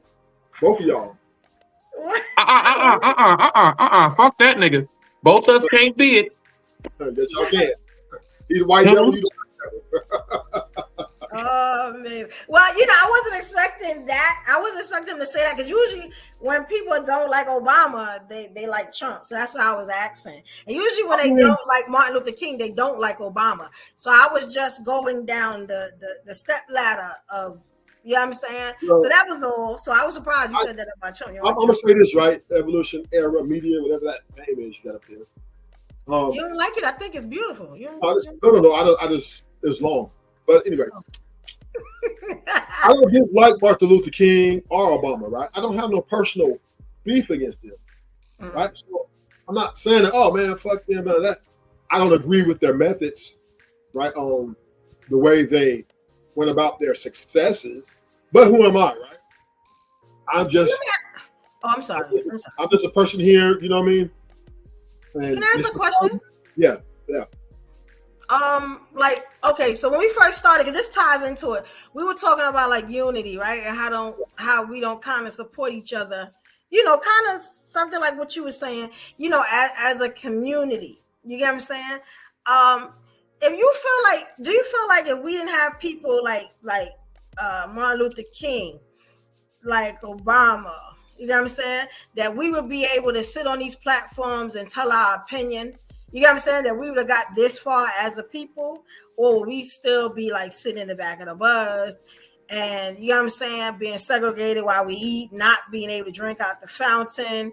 You know what I'm saying? Probably still in the slums. Do you think without these men we would have got as far as we've come now? Yes, we would have eventually said, you know what, enough is enough. One thing about men, we are men of war. We if the civil rights would have transpired, like you said, and we would have been just like divided and we'd had to reside here, we then would have started formulating, okay, just like we did after the civil rights movements, right? We started formulating, because even after the civil rights movement, we were still being persecuted.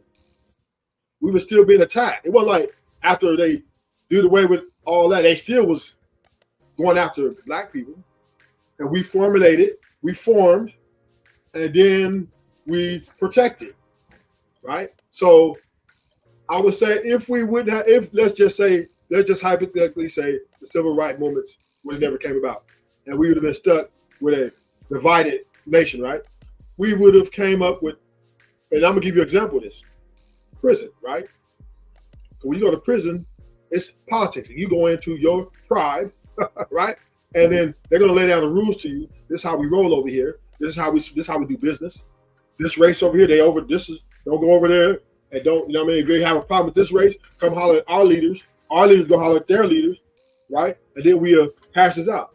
So the reason why I said prison is a perfect example, because in prison, we're no longer disenfranchised. We are now forced in a situation to be a part of each other in a structural way, or else we'll get wiped out by the other races. So we learn, even though we still got a little, it's there, but we are communicating. We have leaders. We have positive views. Say, hey man, this dude did this. We come down on him. This bad, because remember, the inmates run that asylum. The ward and the CO, they may govern it, but the inmates run the asylum. And they come with this shit thick when violence and when they come and talk to the inmates and say, hey, what is it we do? Can we get this done? To get to stop this. They're not making us do it. So we have the quorum. We know how to talk these things out. We know the hash. This is what we want. This is our demand. So we do have structure. Black people are able to assimilate. So if civil rights never came, we'd assimilate it. Let me say this real quick. Let me say this briefly. I'm trying to figure out, why do we keep like fooling ourselves into thinking that we can bypass certain things? Has anybody ever thought that, yes, okay, let's say we have this nigga utopia. Okay, cool. It's just all of us. I'm gonna be real with you. Every city has its hood, and then it has its upscaled areas. My point is, why do we act like and never talk about the fact that we may have to actually take into consideration, not only are not all of us going to go and make it, but even then, we will have segregation throughout our own village. We have it now. All the way down to goddamn light skin, dark skin, you name it. Who got the bag, who don't? We got segregation now. Who hood, who suburban. Yep. Yeah. Very so true. So the thing is that We keep talking about we want that segregation from white people. Right. Once we accomplish that, what beast do you think we're going to need to feed then? Simple. Cannibalize your own. I digress. My mic is muted. Rock out. Mm. But every race of culture has that. You know what I mean? They have the underworld or the people that represent the underworld, right? Or the criminal side, right? Remember when The Sopranos was on, right? And a Italian community got together and they said this does not represent our community. We do not like the show. And this is an Emmy Award winning show. Ratings are off the charts. They won an awards for the show. Number So one yeah, rated show in the whole US was The Sopranos at the time. There was no show bigger. You know what I'm did they saying? take it off? No, they didn't take it off. They didn't take it off. Okay, because No, I was they're, about to say. they're making money hand over foot. You think they're taking it off? Think HBO Hold on. taking Who it get off? naked? Who get naked? Who get naked? Oh, because my thing on that is so that we can't televise their their bad what they don't like, but ours can be all over. Yeah, So I was like, they took it off. Then I but feel listen, like, the show did not get canceled though because HBO was making money hand over foot, right? It was the number one show. You know what I mean? You know what I'm saying? Across the whole land. You know what I'm saying? So even though, but the community still spoke out. Hey, look, we don't like. This is not a good representation of Italians. This is not who we are. That's garbage. We don't represent that, right? So of course we're always gonna have people that kind of don't represent the morale or the decent people in our society, right? You're gonna always have that. Every culture has that. From the Asians to the Middle East, everybody got that. You know, everybody got an underworld or underbelly of people that be, or the ratchets as we like to call them, right? Every culture has that. You know what I'm saying? But the difference is that those cultures have a standard, right? yeah. And when you don't follow that standard, you get outcasted, and you understand that you're not a part of you're not part of what they're trying to do to move things forward. You know what I mean? And the people that's doing the criminal stuff and the crazy stuff, they know that. They accept that. They with the shits, they know it. You know what I mean? So yes, we will have an underbelly of people who are acting up and who are doing crazy stuff like other communities, but at least you will have a community that has a set morale, that has a set way of doing things, and we not budging. You know what I mean? Just like them other communities Okay, don't hold budge. on. Do you No. think Well, other if communities, it was do you think if it was just us, it's only us in this community? Now I want you to look at, what we typically do now. Let's just be real about it. What we typically do now is we let every fucking thing slide. You know that for the most part, we can't tell each other nothing. We can't hold each other accountable. So I want you to think this is a village that was running to get away from segregation and racism and everything. Now we're in this village and it's just us. And you're right. Every village has these things, right? The low morale, the degeneracy, and all of that. Cool, I got you. What I'm saying is that we are running from something that all we're doing is taking right along with us. Anyway, at the end of it all, we're going to still be with those aspects. Now, I'm not saying stay here and fight the good fight with good old Massa in there. Not saying that at all. Honestly, Smitty don't give a fuck what you niggas do. I'm my own man. I'm always that lone wolf, so I don't give a shit. But listen, I'm gonna say this. The things that we're talking about we want to get away from are the things that will be right there. My point is, if we never have any form of okay, we pull each other up. When you say this morale, right?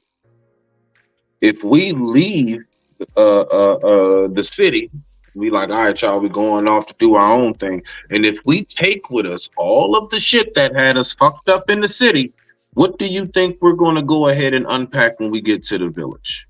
I digress. My mic is muted. Rock out. but you're always gonna have that. You're gonna have that in whatever culture that there is, right? No matter what culture you go back to and you look at, you know what I mean. Whether it's the Indians and the caste system, they had to fight to get that caste system. That wasn't something that people just bowed down and did. It was a fight to do that, right? So it was one tribe or one village against another, right? Of the same people. That happens across the board. Like I said, it happens in the Latin community. It happens in the Middle Eastern community. Of course, you're gonna have tribes of the same people fighting against each other. You know what I mean? That's gonna What's happen the no matter. difference between these other communities and us? So The difference is that they have structure because once all that because was of weeded what? out, once that was weeded out, and they Unity. went through wars and they fought amongst Exactly. each Brooke said it. There. what? Unity. It's that they're unified. Yeah, yeah, but in order to get unity, of course, there's gonna be people that we're gonna have to get that's gonna have to get we have to get rid of, right? And they may have to be deleted or enslaved, right? Even amongst our own. We understand this. Every culture has that. That's what I'm saying. You're just moving the goalposts, Smitty. Okay, so I've just said that. Every culture has that. Every culture has that. I didn't move shit. But I'm I'm saying, I'm sorry. this thing, right? I understand what you guys are saying, the assimilation of that, but we got a lot of. First of all, we got as Black people, particularly, we got a lot of burnt bridges, a lot of bloodshed amongst our people. So we will first have to build the bridges back, right? We are very much in odds with each other in so many different phases, right? And too many of us assimilate to other cultures, where like in the hood, they grow, they move where the white folks is at, or they, you know what I mean? Like we disenfranchised at this point because the dudes in the hood think they're better than the dudes who get an education, right? So once again, it's just a lot of bridges that are burned, and for that to even assimilate, we have to build these bridges back. And this was communication. That have to first. Then we have to re-indoctrinate because one thing about the other races, yet even though they are divided still to this day, the Japanese don't fuck with the Chinese, Koreans don't fuck with it, right? But the people of like-minded, if we can find each other who are like-minded and then assimilate under that form and build the bridges back, then we can leave the rest behind, right? We can leave the descendants by themselves because they're going to do what they're going to do, and America going to build with them. But as far as dealing and build our legacies and making like the Black neighborhood great again, we're going to have to mend the bridge, and it starts right here on YouTube. Once again, how we talk to each other, decorum, how to have a civil discord, right? Without being disrespectful, without shaming each other because we want to win the argument or we lose the argument. It starts right here. Simple conversations build nations. I'm wrestling with that because it's like. Let me say my last point, and I'm landing right here. Okay. Right? It's my last point. I never said it was going to be easy. Okay, I never said that. So that thing that you got in your mind, I said it was going to be easy. I never said that. It's going to be hard work. Unity is hard. You think it's going to be easy? It ain't. Hell no. And it's not going to be easy. It's going to be some work to be done. Yes. But go ahead, Evolution. I'm sorry. No, I was just thinking like about that, right? Like I'm just struggling with it a little bit because like I understand what you're saying, like, or what both of you gentlemen are saying, and I say it all the time, we need to be more unified, right? But we have people in our community, you know what I'm saying, that you can't like everybody can't be fake. You know what I'm saying? So it sometimes you have to pull a person coattails right where they at for the stuff that they are saying, especially if they are being disrespectful. You know what I'm saying? Now there are tactful ways to do that. So I understand why people go off. Sometimes I get it. You get what I'm saying? I don't think it starts here. You get what I'm saying? I think that we are still, our mindset are still back in like slavery days. You remember slavery days? And Smitty said a little bit of something about it where they put the skin tones against each other, and one couldn't have more than one if you was in the master house, and you get what I'm saying. I think we're still on that type of mindset. I think we got to go way back. Forget about this and you get what I'm saying, and TV, and this is nothing compared to, you get what I'm saying. And I see it everywhere, not just on social media. I see it in real life. You get what I'm saying? So it's like the time that it'll take. But evolution era, to your point, our women got to get behind us again, though, as well. Our men have to stand up as leaders. We're already doing it.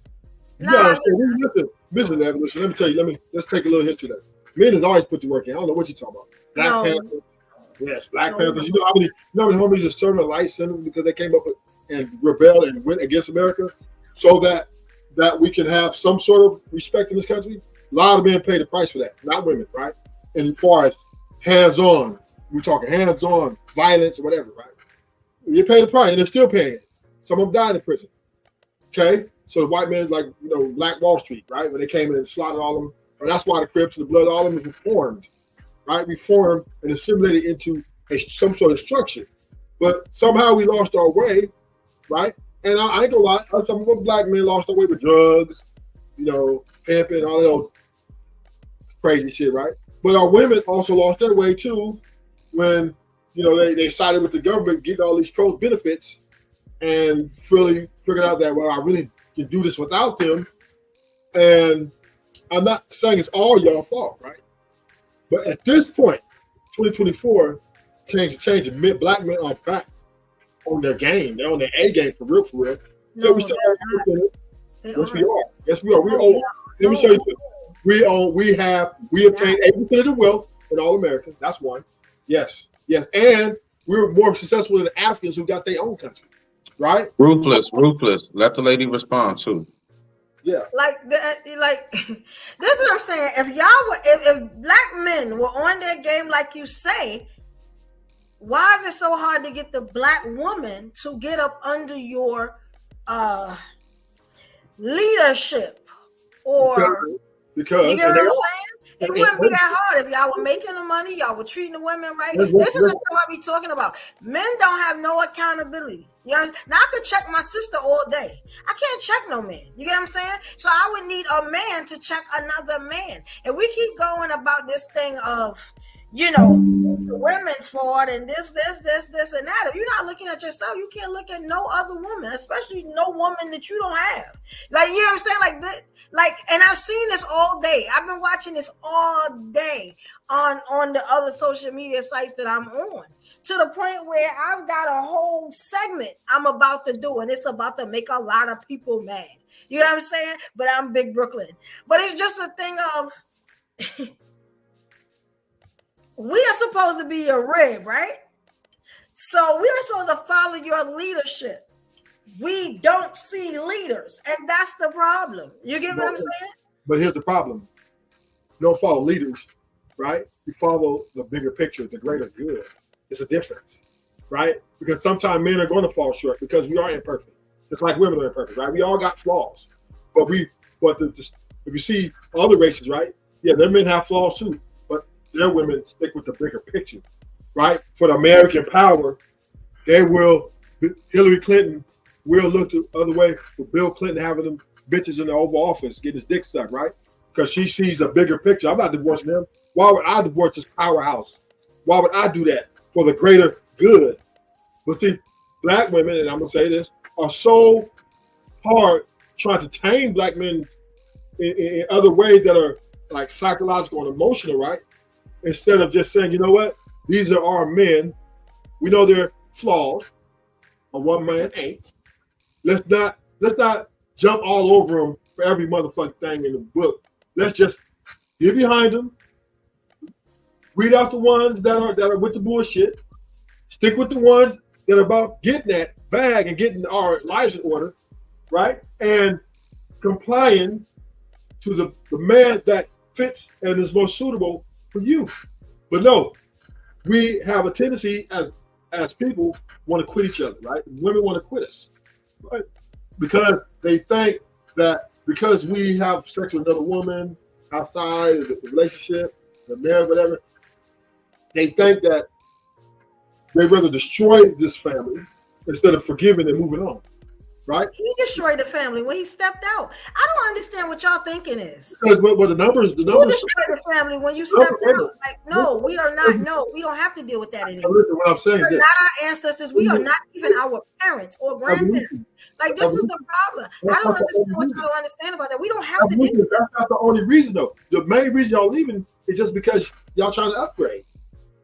Money is the number one reason for the. If I got a loser, of course I want to upgrade. What you mean? But what is your definition of a loser? If he's making 45, 50, he's good. Not in my book, but I see what you're saying. Because you know why? I make well over that. You get what I'm saying? I know you do. I know you do. But you guess what else you want?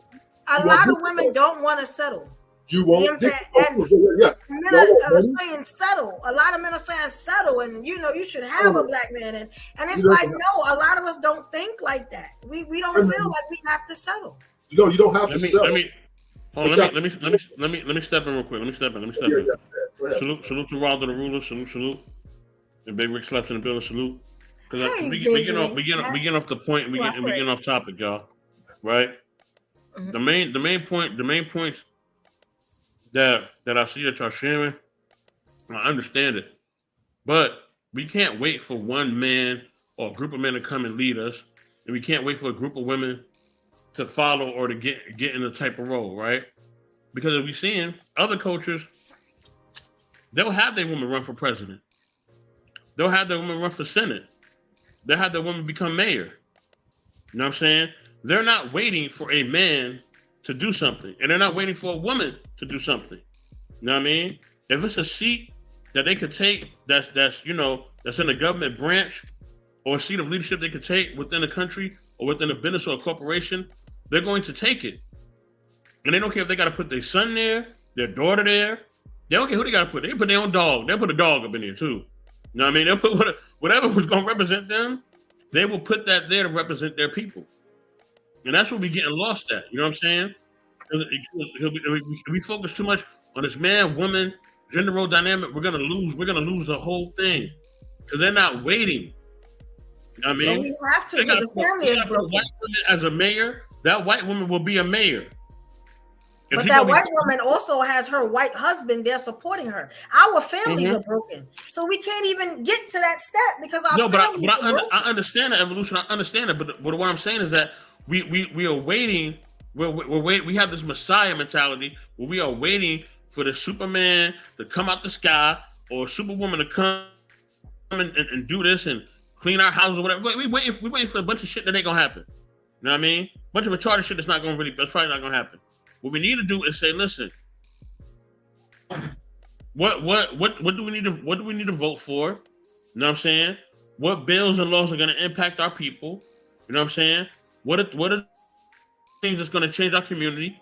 And this next election that's coming up, what are these people that's going to step in office? How it's going to benefit our community? Forget the other communities. They already got their things set up. You can go to Japantown, Italian town, Middle Eastern town. You go everywhere, and they got a town and it's organized. You know what I mean? And I don't want our town just to be the hood anymore. That's not good enough. Okay, we need to have an infrastructure like them other communities have. You know what I mean? And like I said, they're not waiting for their man or the woman to step up.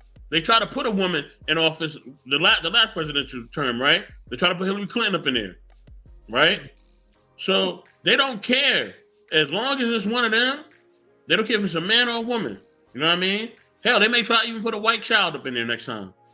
You know what I'm saying? Like, I'm being dead serious though. Like, I'm not joking. You know what I mean? So all this gender, going back and forth and blaming each other. This is all a waste. That's why I don't watch that manosphere bullshit. All that feminism bullshit is a waste. It is a waste. It's a fucking distraction. To be honest with y'all. Right. Big Rig, I'm gonna let you rock out. Go ahead, Big Rig. Go ahead, Evolution. Go ahead. Let me go to Big Rig. Yeah, I was just saying, and I'm not really trying to point no fingers, right? But what I'm just saying is, we black people, we have focused on, just like Beth said, the minute shit that you cannot change, right? We try to control the things we cannot change. And this is what we get stuck in. We get stuck in this rut. Finger pointing. When the bigger picture is success of economic climate. This is where we become elite as a race at. That's the only way the nuclear family is going to ever get back a chance. Because if you want somebody perfect, they never gonna fuck up, you gotta marry God. Because other than that, you're gonna be out here in this rat race, but it's gonna cost you. Everybody's gonna be over individualism. So yeah, if we want for Martin Luther King, you want to represent, because Martin Luther King had multiple women, right? But his woman stood there because she said, you know what? The greater good, the greater big picture. This is the win. Ruthless, wrap it up, B. I wrapped it up, B. Go ahead, Brooke. You got something to say, so we can go ahead and let our man Slab get up in there. He at the mall. Let me get the mall. Yes, Big Rig. I want to hear what you gonna say. I like Big Rig. Right now, where you I was just gonna I've kind of said it before, and I like how 84 kind of brought it up again. And I think you brought it up too, Evolution, with the whole unity thing. And that's something I do notice. A lot of cities I go to, you can kind of tell where you're at. You know, you got a Chinatown, you got the where all the Mexicans are. You'll see it in the stores. You'll see it in everything. You see their culture. And then when you go to the black neighborhoods, ours is usually just ghetto. It's all beat up. Everybody's out there just doing what they doing. You know what I'm saying? It's not really upkept or anything like that. You know what I mean? We know what it is. And it always just kind of killed me, man, how like we don't have a section like that. You know what I'm saying? And the sections that we do have, they're just beat to hell. You know what I mean? Like, you know, it's usually like the west side of town or something is where you see all the blacks. You know what I'm saying? It's like, and there's always a train going by there or some shit. Like, but it always just tripped me out, man, how like you could see little Saigon. You can see all these little spots, man. They're nice. You can see like the buildings that kind of take on their culture, the signs, everything, man. And when it comes to us, man, all we have to show is these hoods. And it's just like, we're so much better than that. And when I hear people talk about, you know, building something from the land, you know, ground up, it's like, shit, we got to come together first, man. And let's build our fucking communities up first and accomplish that. And then maybe we can move on to something like that. You know what I'm saying? So that's all I got with that. I mean, black people got soul food spots. You come to LA, let me bring you to South Central. Right? You got Nolan soul food. You got like Eminem soul food. And you got black. We got a lot of black owned shops down here. I know Nipsey Hussle had some going on that took him out. But he was building. As black people are down and we got our community out there. We just don't want to realize it, right? You go to Inglewood, you'll see all the black shops, all black owners. What's going on? I mean, you can see that in Oakland too. I get what you're saying, but I'm just saying across the board, period. You know, like every city, it isn't going to be like that. But you know what I'm saying? And almost every major city, you're going to see, you know, the Chinatowns and all that type of stuff, where the Indian people are. You're going to see that. You know what I'm saying? Yes. And it's just different. It's just different when it comes to us. Well, you know, I mean, Chinese bring a lot of drugs in, so of course they're gonna have that, right? So, and the Mexicans bring a lot of dope in too. So that's all right. I ain't gonna get into all of that, man. That's bringing in other shit, though. I'm just saying, they're in the bed with America. It's all about money, right? Politics. Black people are succeeding. We owe 8% of the wealth. Asians owe 8% of the wealth, and Mexicans have 7% of the wealth. So we're up in there, baby. We up in there. We competing. We got doctors. So do you see that where you live? Because I don't see that where I live. Oh yeah, man. We out here balling out here. Where you at? I'm in New York. I don't see none of that. You know what I'm saying? Oh man, they got a lot of see the ball. Well, that's what I mean. It ain't like that everywhere. And like, I've been through South Central. I know what he's talking about. And like I said, you can see the same type of things like in Oakland and stuff. But I'm just saying across the board, and you're a perfect example, Evolution, on what you just said. She don't see that. But I guarantee you she sees a section where other people are and their culture out there in New York. I guarantee that. Listen, you got successful black people in New York. Believe that. No, I'm not saying that there isn't. I'm just talking about the whole area and just the surrounding, and like, you'll know where you're at. You know what I'm saying? Yeah. You know where you at when you're in Brooklyn. It's a turn off the freeway, bro. Yes. Like it'll tell you stuff like that. I have to go into the Italian neighborhood to see that. There you go. See what? When I was on the East Coast, I seen there was a lot of Jewish neighborhoods, especially the Jewish neighborhoods with the houses that look like mansions. We have to walk through and drive through that to see the wealth and stuff that you're talking about. I don't see that type of shit in California. Oh, what you mean? See? What you mean? I'm just saying how their dynamics was when it comes to the different cultures and shit out there on the East Coast. Oh, well, because they have different people out there. We're not just like how we have Mexicans, they got hella Puerto Ricans and Italians and shit. We got kind of just these white people. They got like Italians and Russians. The Russians too. Yeah. But I'm saying is this, right? I'm gonna say this and I'm gonna let this plane. Us black people, 80% of us are well-to-do. And maybe not all rich, but at least middle class and up. 20% are, what they are. So we're doing better than a lot of Africans who own their own country. Black people are very successful. I don't see what y'all saying. I'm not saying that we're all the most wealthiest because white people, they got that. But we are competing. We got black. I'm not talking about success though, bro. I'm not talking about success. Unity. We're going to build a black community again, right? Once again, we have to build. We got to get the bridges. We got a lot of burnt bridges. We're going to have to bridge that gap. I'm talking more about the bridges, bro. Right. That's what I'm talking about. I'm not talking about the success. I'm talking about the burnt bridges and us. We need to get them bridges back together. That's exactly what I'm talking about. Right. And that starts here. With having the conversation. Yes. I think it starts with pulling our own people coattails, though. I really think it does. You get what I'm saying? Like if I see my sis doing something that's wrong or whatever, I should be able to pull her to the side and say, "Hey sis, such and such and such and such." You get what I'm saying? Without having to pull her heart out of her chest because she done said something crazy to me when I try to check her. You get what I'm saying? Or something like that. The men need to do the same thing. I think it starts because our families, our homes are broken. You get what I'm saying? The majority of the homes is single parent stuff. We don't see a lot of that in other races and stuff like that. You get what I'm saying? That's a part of not having unity and stuff like that. I think it starts with us checking each other. You get what I'm saying? So we have to have conversations like this sometimes. Hey, bro, I don't think it's really honestly a shortage of those who will speak up, who will be, if you want to say, quote unquote, those kind of enforcers of, hey, come on, man, we don't do that shit, right? The problem is the response.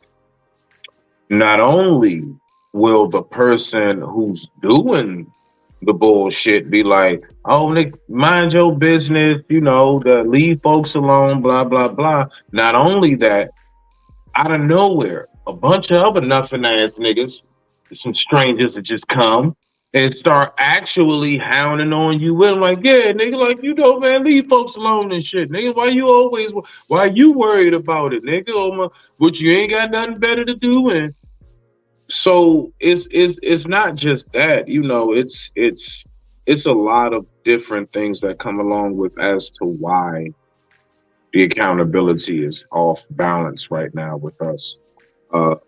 I'm just saying that to land it. I look at it more so how the people respond, the lashback that comes with it, and the people that join in and help that person keep doing the bullshit. And they just drown your voice out. You're drowned it out by all of the likes, the smiles, the hugs, the promotions, and everything else. I forever and they called her ass retarded somehow or another. We do shit like push the chick, like I said before, that put Gorilla Glue in her hair to be on Ellen DeGeneres. How the fuck how did you get there, lady? How did you get on Ellen? And you doing book signings? That's the agenda. We know what that is. That's the agenda. Like, so you just gotta understand, but it's not just that. It's us too. We be pushing bullshit And we be hushing and drowning out the folks that really do have something to say, that will stand on all 10 toes on the discipline, the morality, and integrity of what it is that we're supposed to represent. I digress. My mic is muted. Yeah. Like I had just watched this video the other day of a black woman who supposedly ate a mouse and her neck, some type of reaction, her neck. I was furious. And I looked at the views on this thing, you know what I'm saying? And I was just like, they are astronomical. You know what I'm saying? So it's our mindsets. And yeah, so I mean, this is my thing on that, right? I don't know if I'm willing to wait years for us to get it together. You know what I'm saying? This is why you get so many people. It's like, I'm just going to do what I do on my own and get where I need to get. I don't have time to wait on this one. You know what I'm saying? Me to be unified. And I'm 60% on that level. You know what I'm saying? I just got to where, you know what I'm saying? I'm like, okay, I'm gonna open up a little bit to people and stuff like that. You know, because I was a lone wolf for a long time. Like I still kind of am on a lot of different things. So it's a lot of us that's not willing to wait on that. You know what I'm saying? Which is another problem. So we just got issues. Hey, Raldo. What's up? Blessings. You got to get to my brother Raldo the ruler. But let me say this. But this you got to understand, Evolution, right? A lot of times those views are up there like that because the people that are on the phone most times are the kids. Kids are the ones that's watching this stuff, right?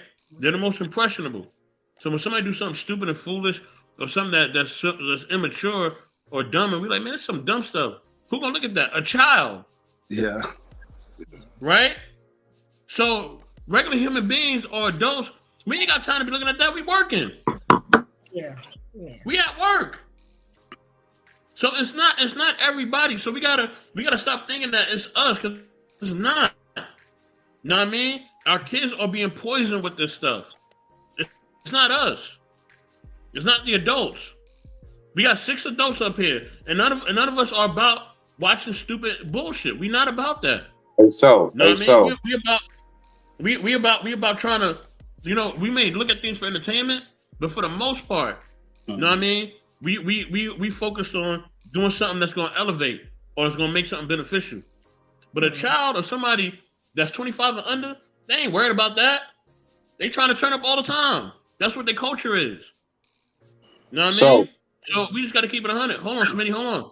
I got to get the Raldo, and I'm going to get to you after that. Nah, hold on. Let me just say this briefly. I ain't gonna be long. All I want to say real quick is you do take note that there are some of these children that have facial hair, driver's license, and they're legal to vote. Rock out. No, it's some of those. What I'm saying, most adults who are really out here in the working field, those who are 25 and over, you know what I mean? They got to be focused, because if you're not focused out here, you know what I'm saying? Everybody know that. If you're not focused and you ain't on your grind, yeah, you're gonna get left behind if you're not focused and you're not doing what you got to do. You will get left behind. You will. Okay? And they have no qualms about leaving you behind and having you sleep in a shelter or on the street or wherever they want you to sleep at. All right? So we understand this. So if you're a well-embodied adult, you don't have no time to be looking at no dumb shit. You just do not. And we understand this very well. Raldo, go ahead. Man, well, blessings. Thanks for having me on. Peace and blessings to everybody in the panel and chat.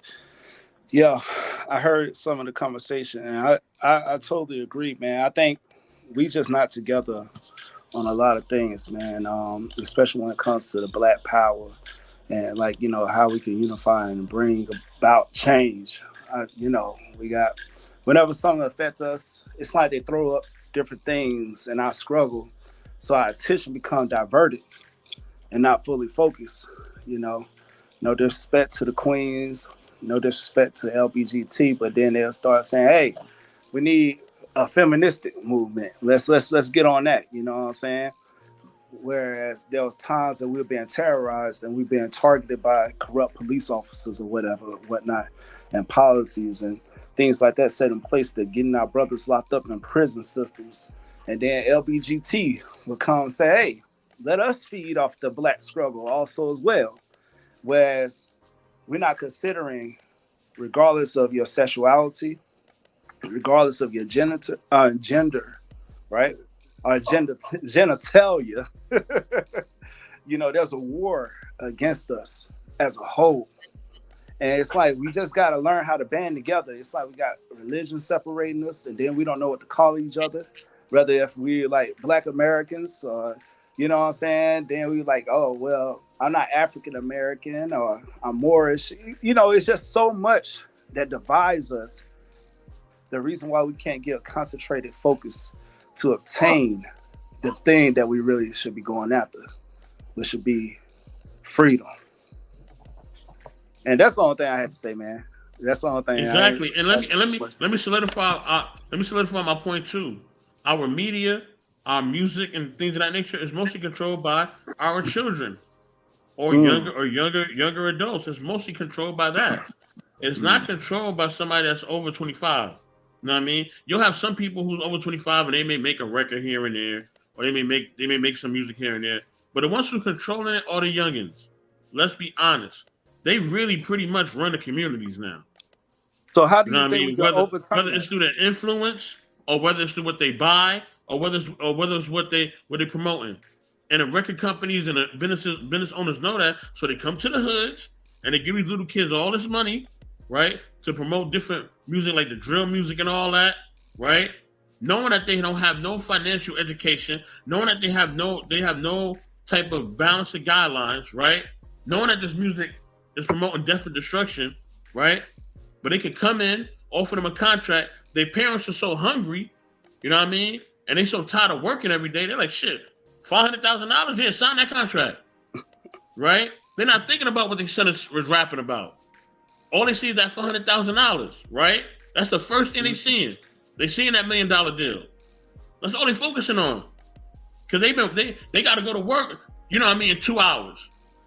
So you bringing me a contract that says $500,000. Yeah, you're gonna sign that. Would you sign that right now?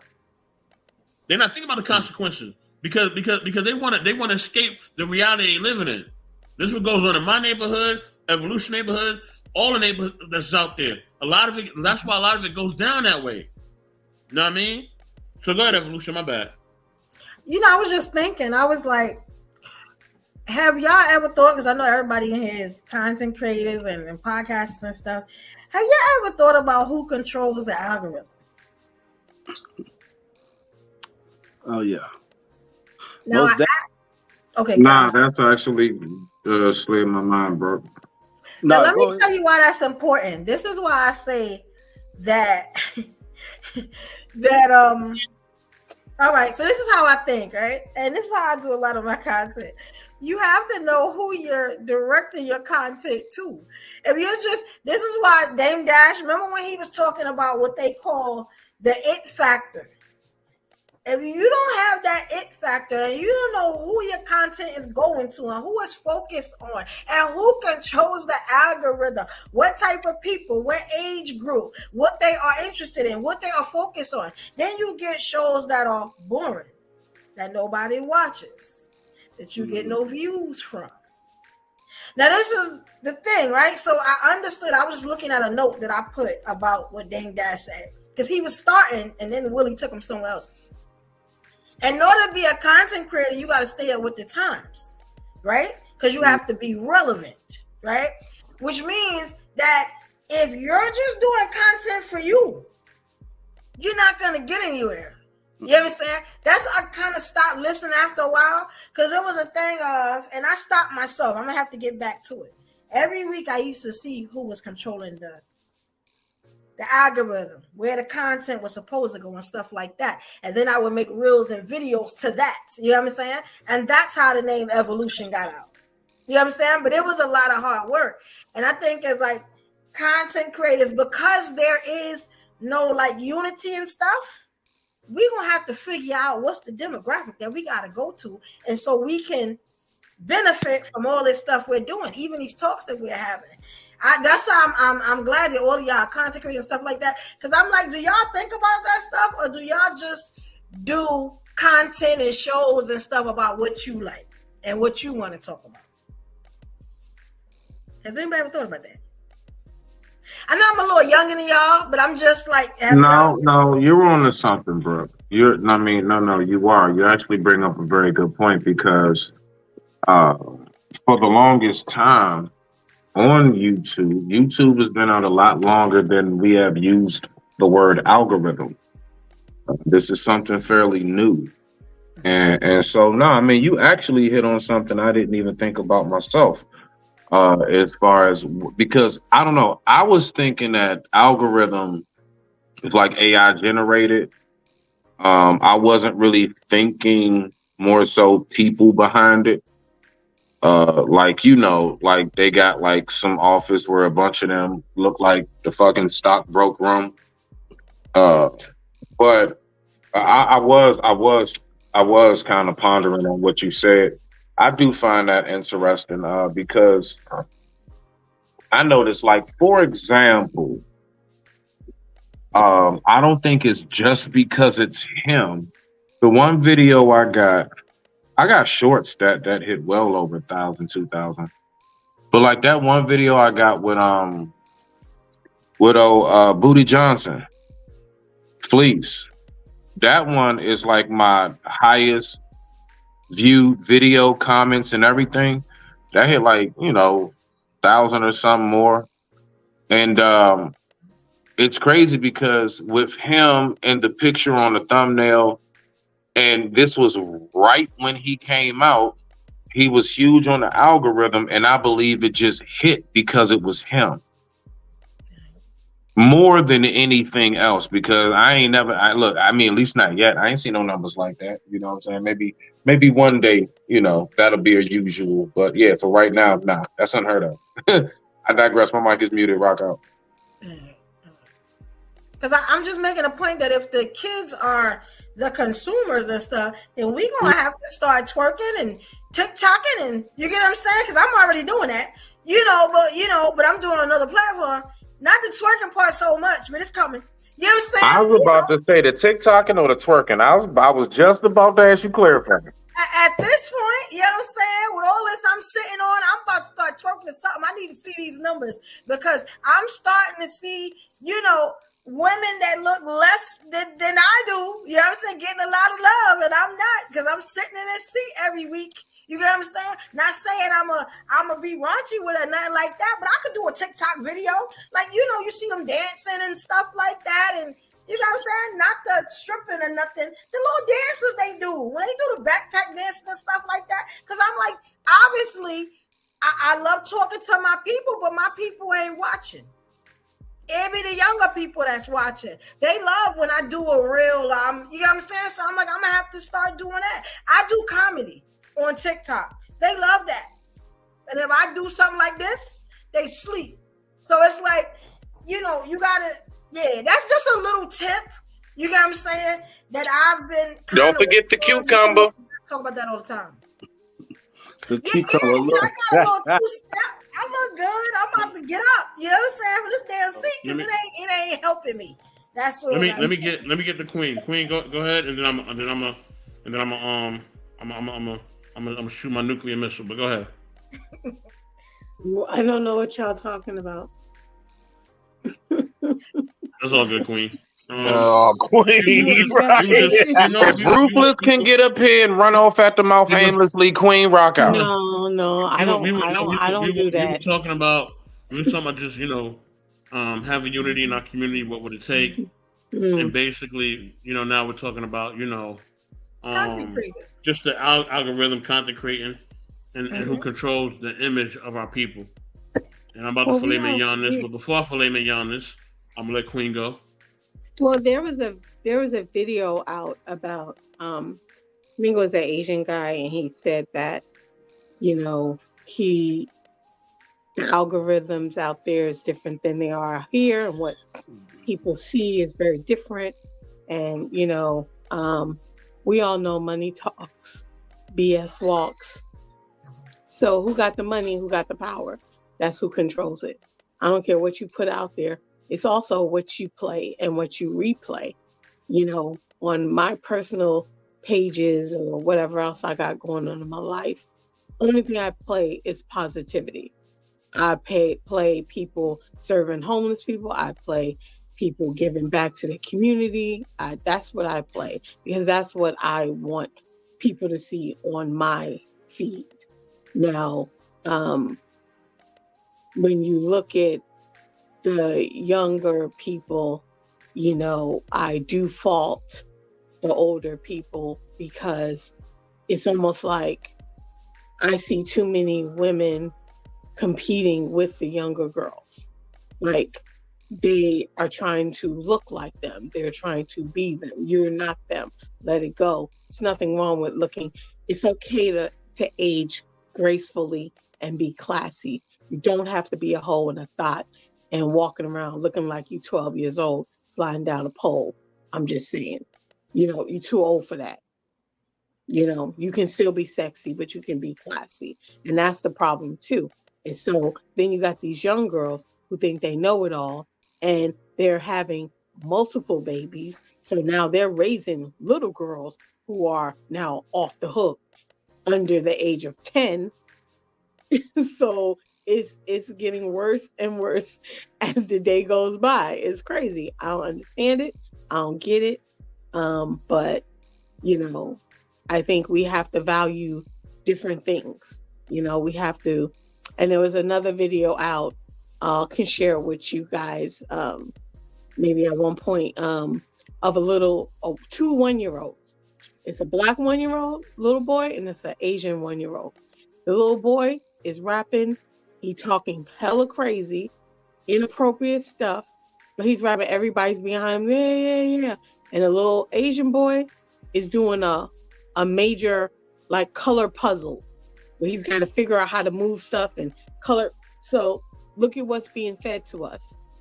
Look at what's being fed. It's important, you know. Yeah, I think it's unfortunate, but you know, I think you can make an impact, but you got to be willing to put in the work. And I don't think a lot of people want to put in the work. Everybody's so selfish and don't understand that kindness doesn't cost any damn thing. Holding the door for somebody, saying hello, you know, like it doesn't cost. And this is the problem. Everyone's become so damn selfish and self-absorbed. And that's why we keep losing. But that's okay, because the people I'm around, the community I'm a part of, we're going to win. I'm not waiting for the rest of y'all to get on board. I'm not waiting for my race to change. I'm not doing it. Good luck. Fall by the wayside. Those on my boat, we're going to be all right. We're going to eat, we're going to fly, and we're going to soar. And that's all it takes. It takes one little act of kindness that can go a long way. So, yeah. Hey, Queen, let me Queen, I don't like heights. Can we just like walk? Can we just, you know, I'm good at the crosswalk. Let me. Nah, I don't walk. We gonna ride, baby. Let me shoot this nuclear missile in the air, man, so I could destroy this. All right. Oh, boy, you know, when I started this channel, you know what I mean, it was something that I did because it was more or less something that a lot of people around me was like, hey man, you should do it. I'm like, all right, I'll try it out. You know what I mean? Why not? And then I met somebody that changed my life forever. Queen already knows who I'm gonna mention, so this is where we gonna go. I met the great Cubilla Jones Harden. You know what I'm saying? And this person gave her very life for this channel to be alive today. She has more videos on this channel than anybody. Anybody. Okay? And for me, and the legacy she left, I'll be damned if I'm doing anything outside of what she laid her life down for. She didn't care about no money. She didn't care about no goddamn algorithm. She didn't give a shit about none of that. The thing she cared about was her message. You know what I mean? If we had the show was at, let's say the show was at, you know, let's say it's 8:01 right now. at 8:05, right? The show starts at 8:05 or whatever. This one will be here at 7:59. On time. You know what I mean? On course. Focus. You know what I mean? Mr. Best, where you at? What we doing? Let's go. Because she had a mission, she had a message. You know what I mean? And that message that she wanted to give out, it was bigger than anything else. She wanted to push our people forward. You know what I mean? No matter what. No matter if it meant, her not being in the best state or her kind of not having the things that she may want. She had goals and dreams. I watched a clip of her, this week, and it hurt me bad, but I need to see it. She has so many goals and dreams that was gonna help our people move forward, not backwards. You know what I'm saying? And the biggest thing that really gets me too is the fact that the last time I talked to her, I was trying to give her some money. I had some money from the holidays. I was trying to give her some money. I was like, hey, I got some money. I want to give it to you. You know what I mean? I want to help you out. Like, I know you in there. Things are not what they need to be where you at. I want to help out. She told me no. She said no. Don't give me anything. So for somebody to be that sacrificial and being in the state that she was in when she needed it, you know what I'm saying? Can't nobody tell me nothing. I am going to do and be about what I want to represent. You know what I mean? And that's the one thing that Dame Dash talked about, which we didn't get to, is about building your own algorithm. You know what I mean? Building your own legacy, building your own structure, not waiting for somebody to create. Most people in this space are too lazy, or they're not creative at all, or there may be a combination of both. You know what I'm saying? Unfortunately, you know what I mean, for them. You know what I'm saying? So if that's anybody, you know what I mean, within the space or within this realm, then look, we not gonna mesh, we ain't gonna vibe. I'm not gonna fuck with it because I just can't. Because like I said, the person that gave me the map gave her life for me to be here. You know what I'm saying? So my biggest thing is evolution. What is your message? Smitty, what is your message? Big Rig, what is your message? Raldo, what is your message? Queen, what is your message? Ruthless Truth, what is your message? What message are we trying to convey? Where are we trying to take this? Because that's what's going to matter at the end. That's how you're going to be able to live with yourself, knowing that you put your best foot forward and you delivered the message that you wanted to deliver. That's it, and that's all. And in that way, you can live with the results. You know what I'm saying? I can live with the results knowing I gave everything I got. I did everything I wanted to do. It is what it is. You know what I'm saying? And that's that. So that's what that's to be about. What message do you want to put out there? Mr. Best, I want to add to that also is that it wasn't just that, Always strive for me to be. She always strive for the channel to be. I might be struggle screaming right now. I probably am struggle screaming. All right, I'm back. That's the one thing she strived for the channel to be, right? She always said, be intentional. Mm-hmm. Be intentional. That was her message. Be intentional. That's how she ended every stream. Be intentional. So that's the same way I'm moving. And anybody want to rock with me? That's the same way we got to move as a unit. That's all I got to say, y'all. I was going to add to that also is that that even though, like you said, she was when she left, her mold shattered and there's no one that could ever replace her. She wouldn't even let you send her anything. She wouldn't. I tried to send her a little gift bag, little wellness thing. She was like, no, I'm good. Just show up to the show. Just show up, give it to somebody else. I don't need it, But even though, I think a lot of times we forget that our impact is not so much as that we have to move a mountain. Sometimes our impact is just a little drip, and that drip goes along a lot further than that big old tsunami that comes, but her impact in her community. I mean, they did a whole news story on her. Like, she wasn't like some little YouTube person. She made a major impact in her city. And that's the one thing. Like, you know, it's not just about on these shows getting likes and views and clicks and monetized. It's like, what are you going to do for the young girl that's walking down the street that might be trafficked tomorrow?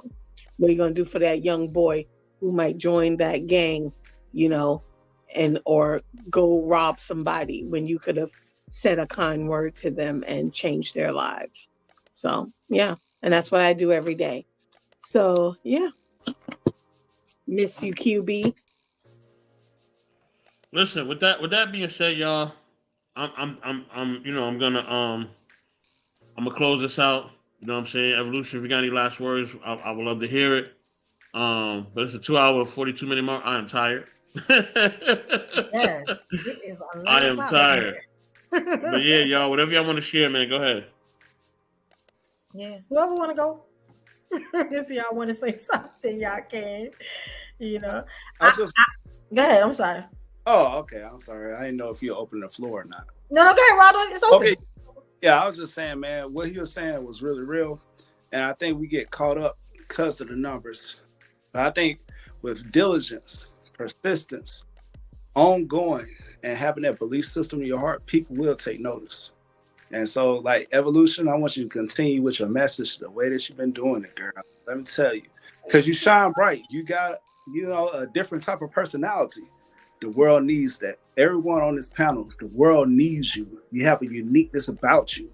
And your tribe will gravitate towards you.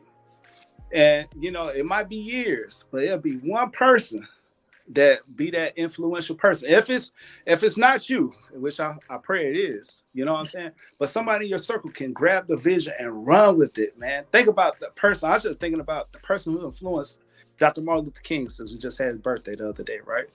Somebody had to influence their brother, in a sense, behind the scenes that we don't even know about. And, you know, he was able to carry on the vision. Malcolm X, other revolutionary leaders. So keep going, man. And keep shining beautifully. That's all. That's the only thing I have to say. You King. I just want to say to Raldo too. Raldo, man, I really, you know, I really am inspired. And definitely, Evolution is definitely a superstar amongst superstars. You know that. One thing I want to say to Raldo, man, is that you inspire me so much, because no matter what you're going through, you keep pushing. You know what I mean? And you show your vulnerability. You know what I mean? To us who really follow you, and to us who are part of your movement. So Thank you for showing that, man. Thank you for showing us, you know what I mean, you know, a real aspect of what black men and what black people should be.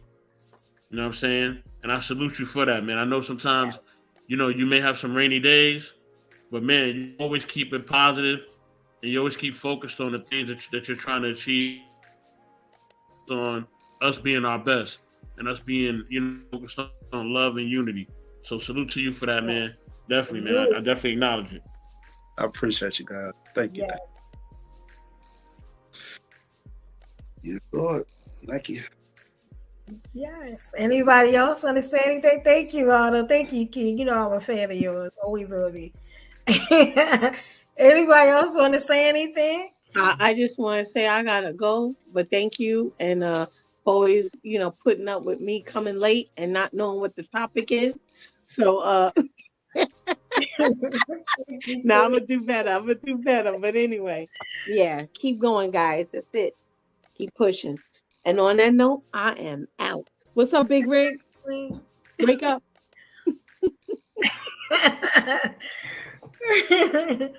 Yes. You know. Well, I got y'all here, whoever listening. Me and Mr. Best, we thinking about Mr. Best gonna help me start a new show. It's going to be a new show. I'm gonna need you guys to subscribe. If you are not subscribed, I subscribe back to everybody's channel. Y'all gonna have to watch this show, because I'm bringing my style of the news. It's going to be totally different. It's not gonna. We ain't had no boring moments, and we telling or truths, you know what I'm saying, from how your girl Evolution see it. I want y'all to come in and show me some love and give me your opinions. So that'll be soon, and if not in the next week. But I'm trying to get that off, Mr. Best said he gonna ride with me, so so he's stuck. Definitely. We bring it. We're gonna bring a new taste to to black media and to black the black news, and so y'all could just definitely because there's a lot of things that's going on, and I know a lot of times we are distracted, and we don't there's a lot of things that we are that I know we want to hear, but we're not hearing it enough, right? And you know what I'm saying. So yeah, this is gonna be a changing of the guard right here. So hopefully y'all ready, because we definitely are. And yeah, it's gonna be great. It's gonna be amazing. We got a name and all that, so we ready. And it's gonna be a segment that probably will stream every day. So okay, it's gonna stream every day. So you know what I mean. So look out for Evolution. She will have her different guests coming up. She will have different topics. All right, and you know what I mean. She will share her different viewpoints. You know what I mean. And of course, as always, we would love to hear y'all share as long as y'all respectful. If you're not, you already know what happens. You get the boot. And yeah, we can keep it pushing. With that being said, y'all, you know what I mean? Much love to everybody that pulled up, man. Everybody that showed me love. Everybody that came in the comments. Everybody that just came on the panel, man. The last couple of days, man. Thank you all. Appreciate y'all so much. Tomorrow, I will be supporting Embrace the Grace. Make sure y'all tune in to her tomorrow. Okay? She has a show tomorrow. You know what I mean? Support our sister, man. You know what I mean? And she definitely will be bringing some fresh content to y'all tomorrow. With that being said, y'all, we are out. Let me find that outro. Hold on, where the outro at? This outro is dedicated to the late great QB. I haven't played in a while, but I'm gonna definitely play it tonight. Peace.